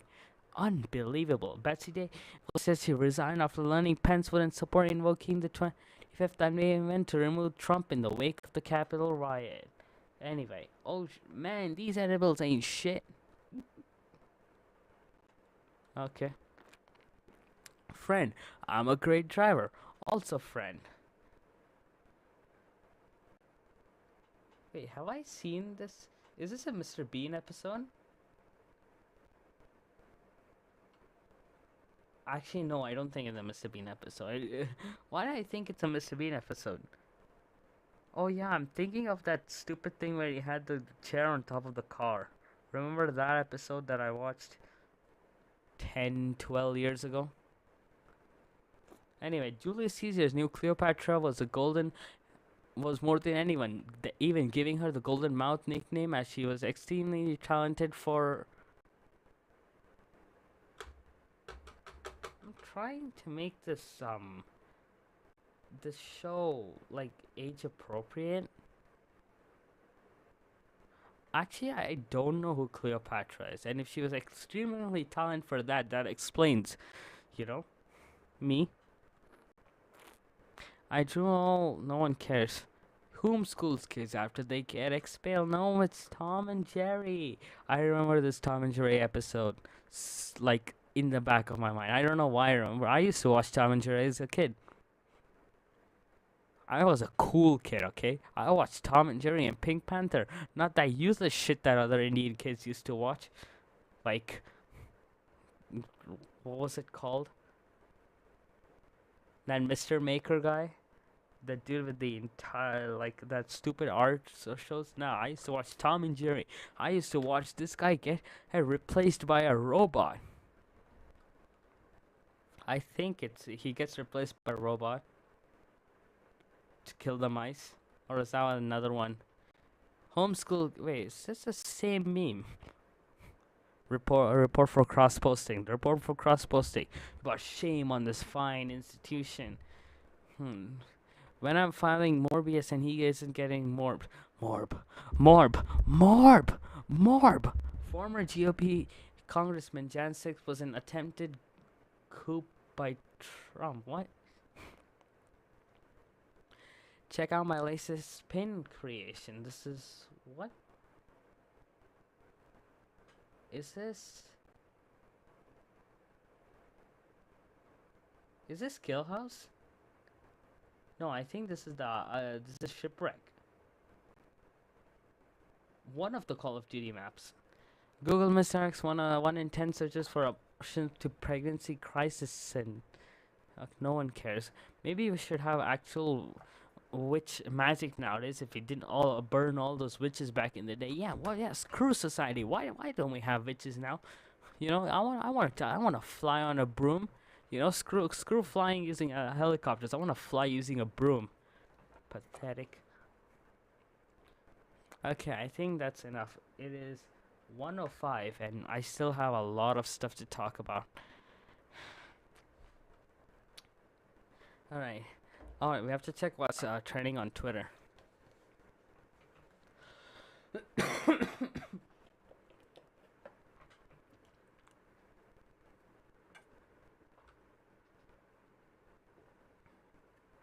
Is that an update? No, you just exposed me for bad waiting. Haha. Wayback Machine go brrr. What is this? If you're with a news or media organization and are working on a story about the current situation, if you feel like a comment or two with me, feel free to DM me or Twitter. I'll try to make whatever tab I can for you. Didn't the Ackman go on Philip DeFranco show? I think. Do care? Do ask plus W. I need to save this. Hold on. This doesn't need to go on. My man Jesus is being part of the good memes. Where is it? Oh god, I hope I didn't leak anything, did I?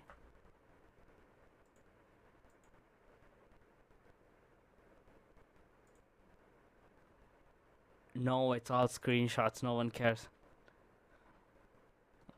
I thought I leaked something like one of my projects or anything. Anyway, what we are here for? Trending. PMS salary cap is fake. Okay, Summer Fridays, Ron Rivera. Commander. Oh, I have to switch. Why am I reading like this? One, I have to switch to light mode.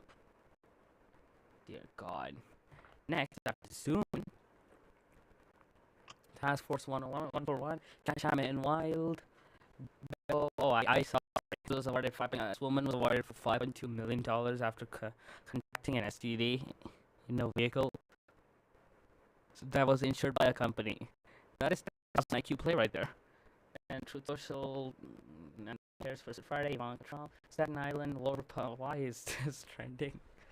Big the Cat, Sonic Adventures 3, Cooper Norga, Imam Reza, Ivan Melons, Big 12.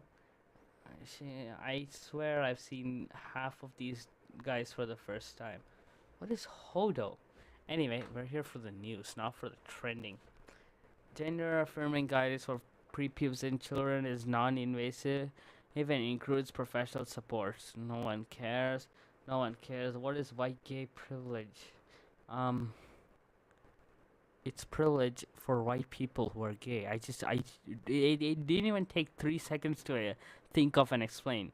War in Ukraine, Geico, Truth Social, Nasdaq, Missouri, Monica. Why is Celsius trending? Why? Why is Celsius trending? Why is the arguably superior cops who shot? No one cares. No one cares. No one cares. Of course. Why is it trending in business and finance? Yeah, of course. Okay, now, how do you, how do you, not interested? There we go. Now, let me be clear. I don't hate NFTs. I hate the bad versions of it. Like I would say, like this. You can classify this as an NFT because it's beautiful. Like it's a really good picture of a city that you can sell to people. Actually, no. Now that I think of it, no. But like a drawing, a digital art piece, that can be an NFT, like a beautifully drawn image of a valley with the sunrise and trees and fence gates and rocks and all of that and mountains. Stuff like that you can sell and you can value it as an NFT. But shit like NFT profile pictures of fucking monkeys, no one cares. Okay, anyway, that's what's trending on Twitter. I think we need to move on to the tech news. Apple announced Apple Pay Later, which lets consumers buy devices on EMI. So Apple Pay Later is basically, if you guys don't know what EMI is, you like let's say something costs $1,000, you can pay that $1,000 in installments over a couple of months. So that is Apple Pay. That is what Apple Pay Later is. Like you can buy their devices like an iPhone for $1,500, and then pay that $1,500 in installments as you earn that. So I think that's called EMI or installments or whatever it's called in your country. Buy now, pay later. Here, the iPhone maker announced plans to launch Apple Pay Later, which allows users to pay for things over monthly installments without interest. Without interest. All right, go fuck yourself. Which would allow users to pay for things over monthly installments without interest. That puts buy now, pay later players like PayPal, Affirm, and Klarna in an awkward spot. Yeah, because especially PayPal does offer transaction fees and an interest rate. A triple whammy of rising inflation, higher interest rates, and slowing economic growth have put the industry's future in doubt. Apple's moves to a crowded buy now pay later space has raised the stakes for fintech companies that parodied the trend. The iPhone maker announced plans to launch its own pay later loans on Monday, expanding an array of financial services products which already include mobile payments and credit cards called Apple Pay Later. These service will allow users to pay for things over four equal installments paid monthly without interest. So maximum you can do maximum you can do 4 equal installments, 4 months. So if something costs $1,000, you can get it, and over the course of 4 months, you pay $250 each month. I think that's how that works. That's what is BNPL? Big national payment providers. Players like PayPal, Affirm, and Klarna are in an awkward spot. They fear that Apple, a $2 trillion company and the world's second largest smartphone manufacturer, could draw clients away from such services. Shares of Affirm has sunk 17% so far this week on the news. So yeah, there's that. Apple said it'll handle lending and credit checks for Apple Pay Later through an Intel subject to government. It has previously worked with the firm on its credit card of the. Obviously, the problem with it is the security. Like, Apple should, convince and should trust if they're giving something that you said that in 4 months is back. So obviously, there should be some form of trust, mutual trust, that is.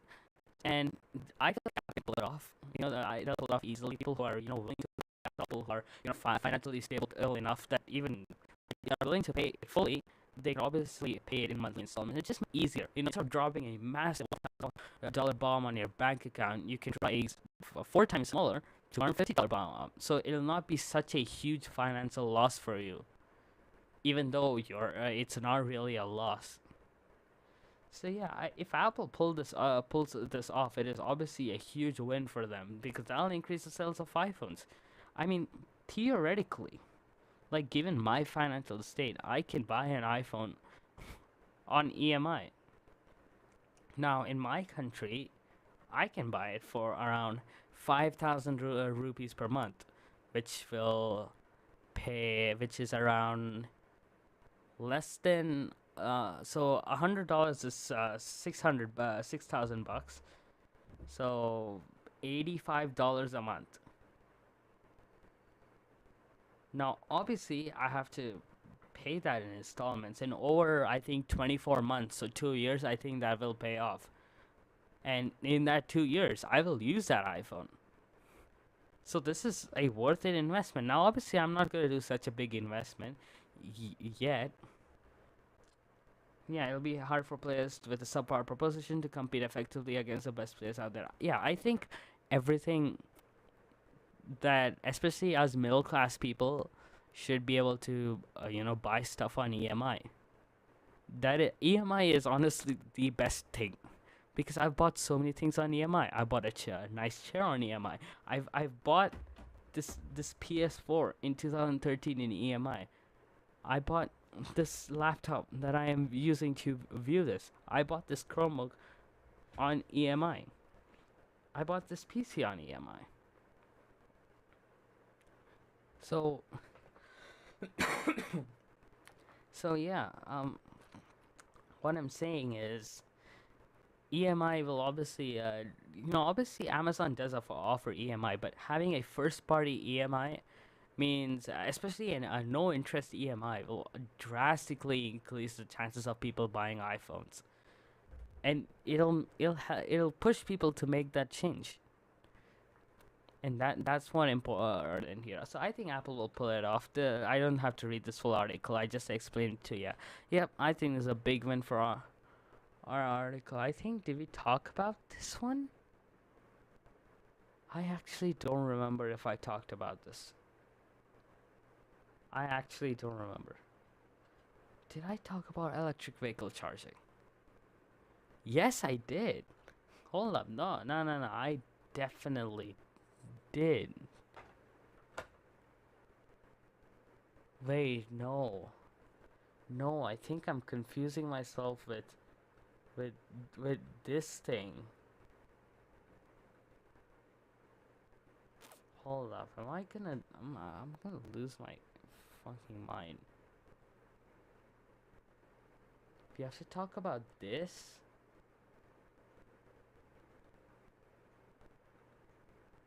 Hold up, did I not talk about?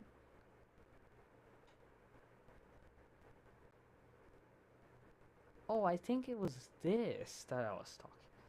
So I still have to talk. Okay. Alright, now this is gonna be an even longer show. I mean, last time was pretty long, but this time it's gonna be even longer. But anyway, I don't want to talk about this now. So let's just talk about something else. Speaking of Apple, researchers find an unpatchable flaw in Apple's M1 chip. No, this is not the current chip. This is the first generation. Obviously, now we're in the second generation. But actually, I haven't read this article fully, so I'm just gonna go over it again, with y'all, and I'll try to understand it again. So anyway, Apple's M1 chips haven't. Oh, I have to zoom in 1 second. Can you zoom in? It's not that. Why is? Get out. Apple's M1 chips have an unpatchable hardware vulnerability that could allow attackers to break through the last line of security defenses. Not once again. The irony here that Apple every time is like, we protect your privacy. We keep your information private. Your information is yours.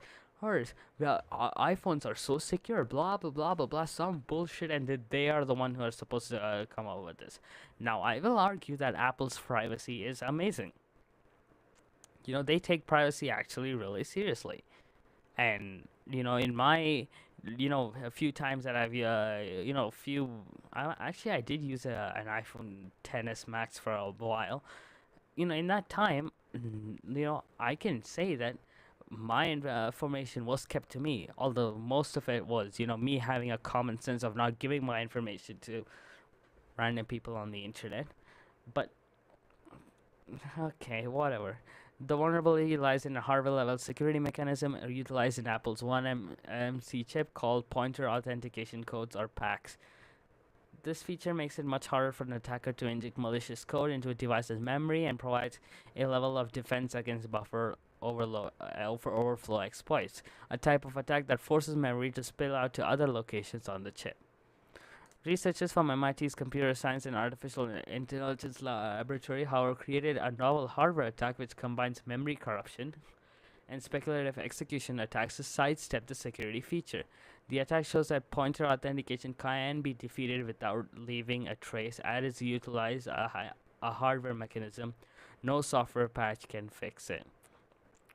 So by injecting code into the memory, by corrupting it, and speculative execution.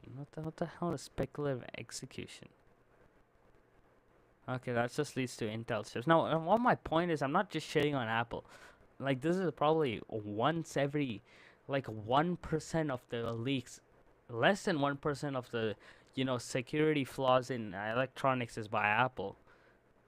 It's just the irony that I'm talking about. Obviously, uh, many other companies the size of Apple don't take security seriously, like Google or um, Microsoft. Like they all eventually do get exposed for having, these kind of vulnerabilities, but they don't necessarily talk about it as much as Apple, and that's why people found it. Um, I people find it so ironic and so like hypocritical. Mainly, the attack probably called Gwen. Why? Was by getting a pointer authentication code, cryptographic signature that confirms regulation performance, typically by lots of verification cells, while the hardware is turn off the guess correct. Why is my voice lagging a bit? Anyway, what's more, since there are so many any possible values for the pack, the researchers found that it's possible to try to find try them all to find the right one. In the proof of concept, the researchers demonstrated that the attack even works against the kernel, which is the software cores of a device operating system, which is basically a firmware, and has massive implications for future security work on all ARM systems with pointer authentication enabled, said Joseph Ravichandran, a PhD student at MIT CSAIL and co-lead author of the research paper. So yeah, this article goes on and on about how this fixes. But anyway, if you feel like reading it, I'll have this article and all the other articles in the description below. And here is the point in the live stream where I get that mouth fatigue. So if you guys don't know, when you talk for 2.5 hours continuously, the ability for you to talk and think go down. Now, obviously, that's because it's very late at night. It's 1:23 in the morning. But like, I don't know how to explain it. I thought drinking lots of water will solve it, or maybe drinking coffee, or maybe drinking something warm. But no. The problem is I'm tired.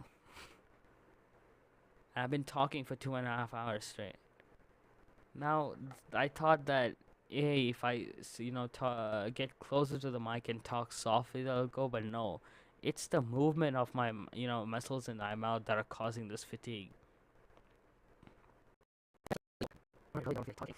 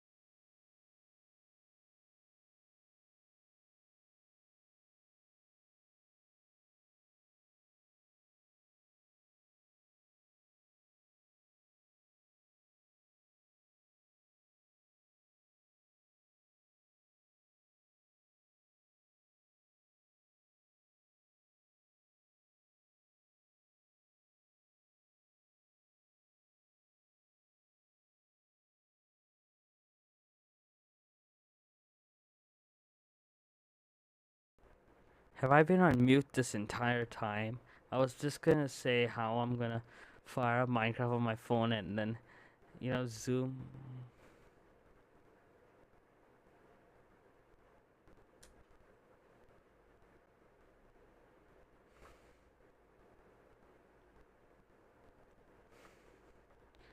So something like that. The other thing of what I tried to do, I'll get into that. Let me just straighten my. So the other thing what I tried to do, and I really hope I don't screw this up, was I was planning to share my screen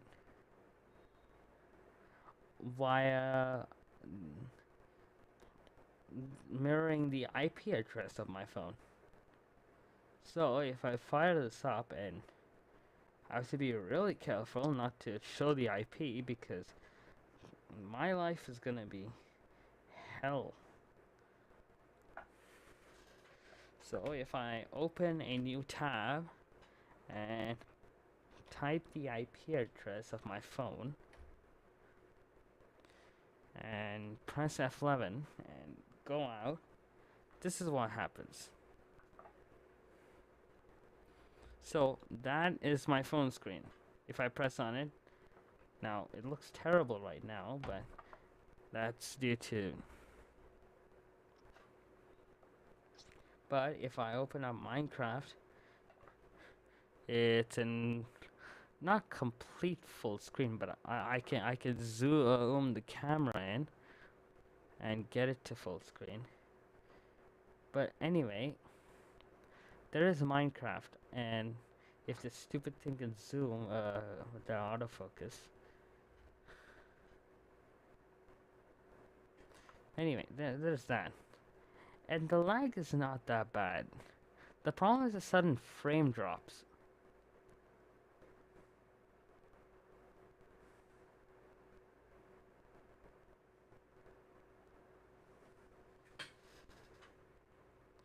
So if I just create a new world.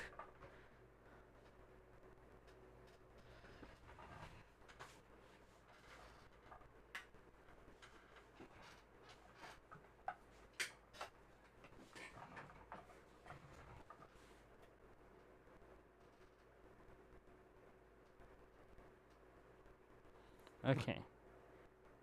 So I'm gonna, start moving, and oh god, oh no. Oh wait, it doesn't matter. I have nothing, but I don't want to die.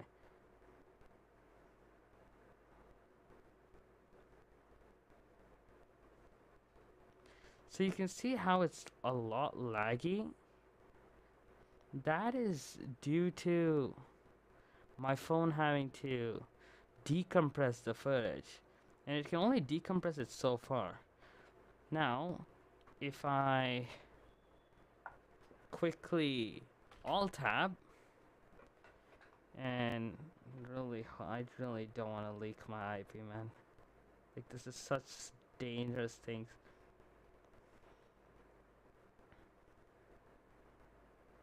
If I go in here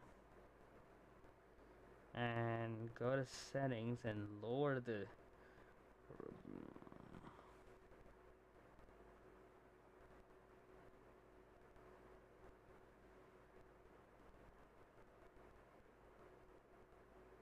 set that to 100,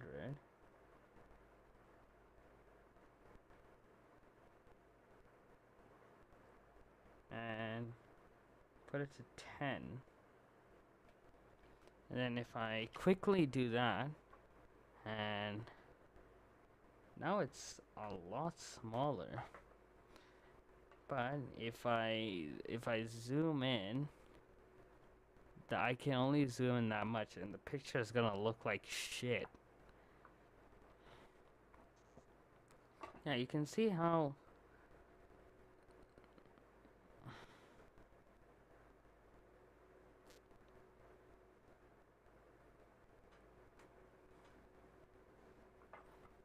So once.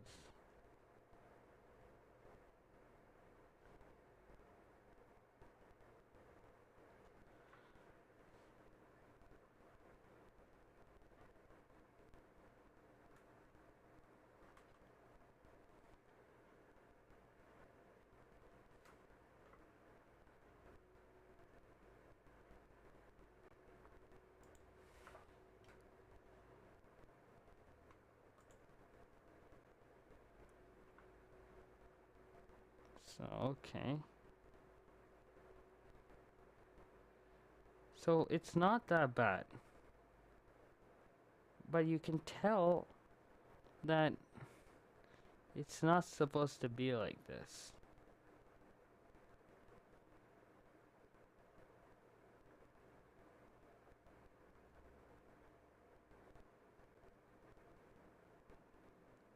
And that's a problem. So, I'll try and solve that one day. But anyway, I've been messing with this for too much. I'm just gonna go back to talking about our other stuff. Okay. All right. Let's push through this. We have 1, 2, 3, 4, 5, 6 more topics to talk about. Okay. Biden wants to standardize electric vehicle charging. This article is written by CNN Politics. It's 1:33. The show ends by 2. Okay, we have to go. We have to power through this. We can't waste any time. So yeah.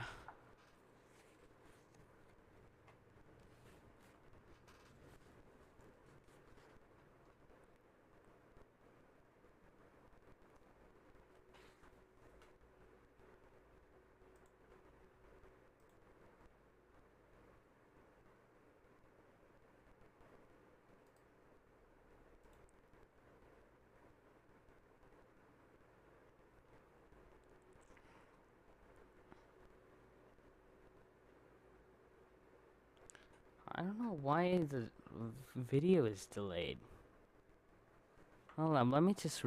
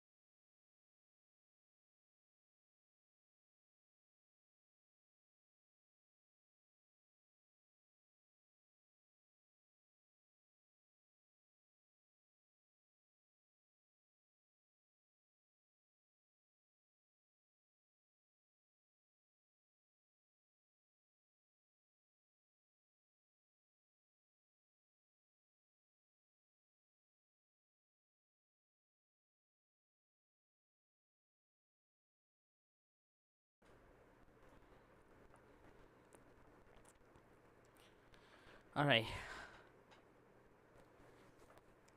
Can y'all hear me? Or can I not hear myself? Okay, no, I can hear. All right, Summer Game Fest just happened a day before yesterday and yesterday everything was announced. A bunch of new games, games were announced, bunch of new things were announced. And so yeah, anyway, the biggest highlights from today's show. Let me just zoom in.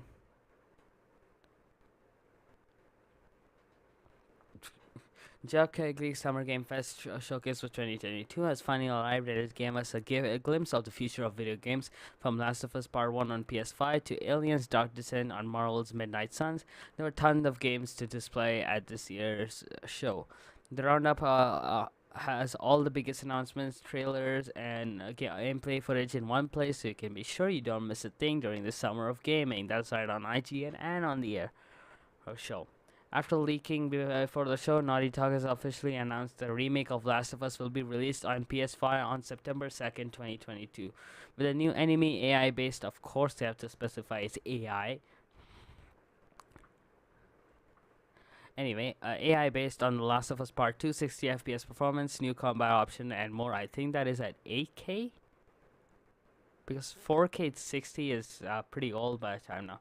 Last of Us multiplayer game has a story and as big as other Naughty Dog games. We have finally learned more about the long-awaited standalone multiplayer game set in the Last of Us universe, and have been given a piece of concept art that teases what fans can expect from the game. The game will feature a brand new cast of characters and looks to take place at least partially in San Francisco. While it's great to learn more about this game, it is confirmed we learn more about this this multiplayer title until 2023. Wait, what? Okay. Then we have Street Fighter 6 to see the return of Guile. A new multiplayer gameplay trailer for Street Fighter 6 just revealed that Guile will be returning for the last entry of the legendary fighting franchise. In the footage, we see Guile fighting Luke and Ryu in an updated version of his Air Force base stage. Aliens Dark Descent. I'm actually gonna place a pre-order for this because I'm actually excited about this one. Aliens Dark Descent to bring players face to face with Xenomorphs once more in 2023. A brand new game set in the universe of the Alien franchise will be arriving in 2023. I actually do own two games of this. We didn't learn much about what the game was, but a cinematic trailer revealed a ton of what players can expect.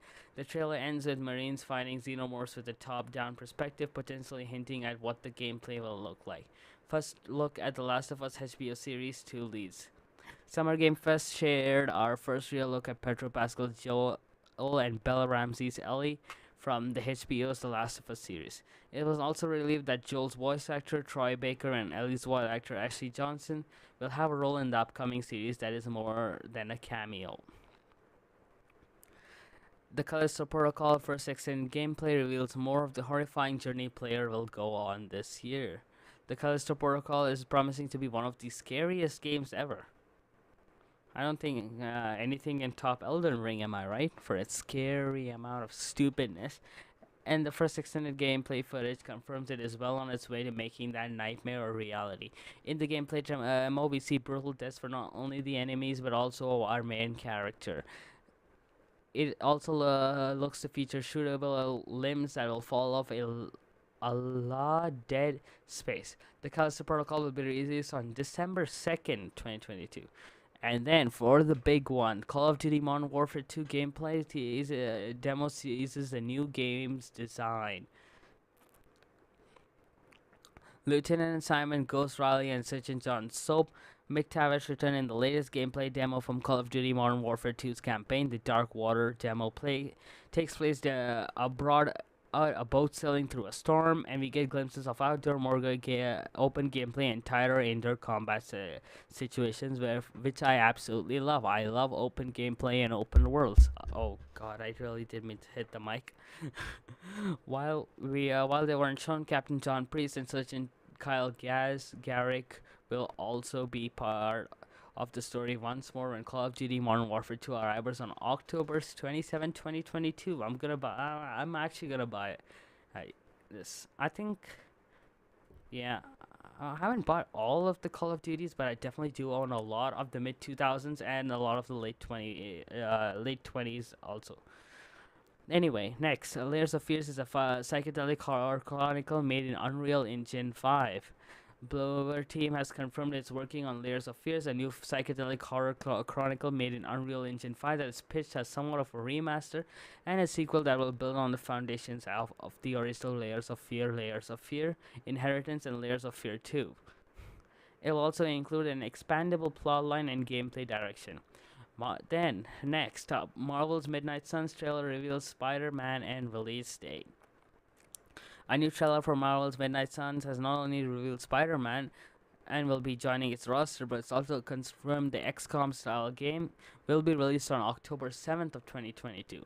The trailer will feature the main villain, Lilith, and corrupted versions of Venom, Sabretooth, Scarlet Witch, and the Hulk. Now, I'm not mostly very excited by this one. I didn't see the gameplay trailer. I'm not going to play it here because of copyright, but I'm gonna have my eye on this one. I wish they included price list because anything about $65 I don't think I will be able to buy. But anyway, IGN also had the chance to check out Marvel's Midnight Suns, and you can read about our thoughts in their first review. Next, Gotham Knights Nightwing gameplay trailer.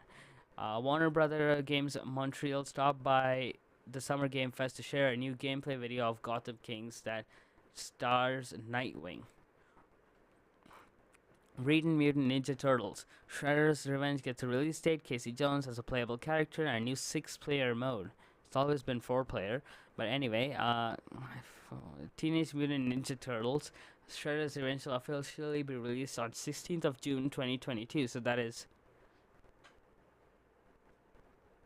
that is 6, no, it's 11, so 5 days from now.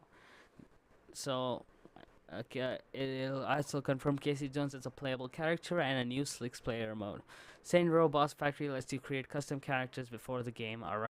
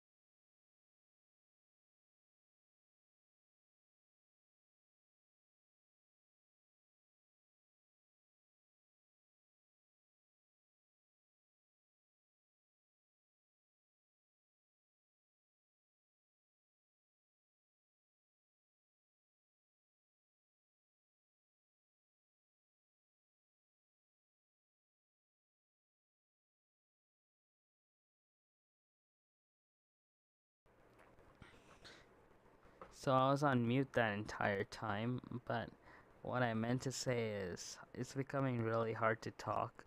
And I've been live for about 2 hours and 25 minutes. And I think I have to call it quits on this a little bit early today. I know it's like 10 minutes early, but yeah, I can't talk. That fatigue is building up a lot.